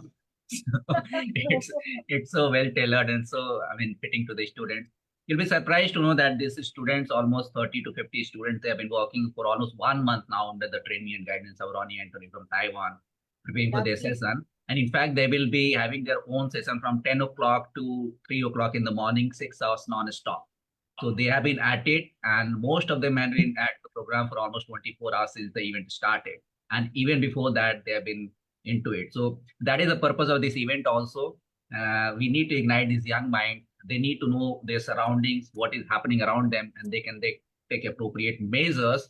If they can't do it themselves, they have to put pressure on the governments, local municipalities, local authorities, so that our lives become a little better. Living in Delhi, we know what kind of life we are leading. We don't have to tell them. They are experiencing it. And that is why we are so thankful to these students.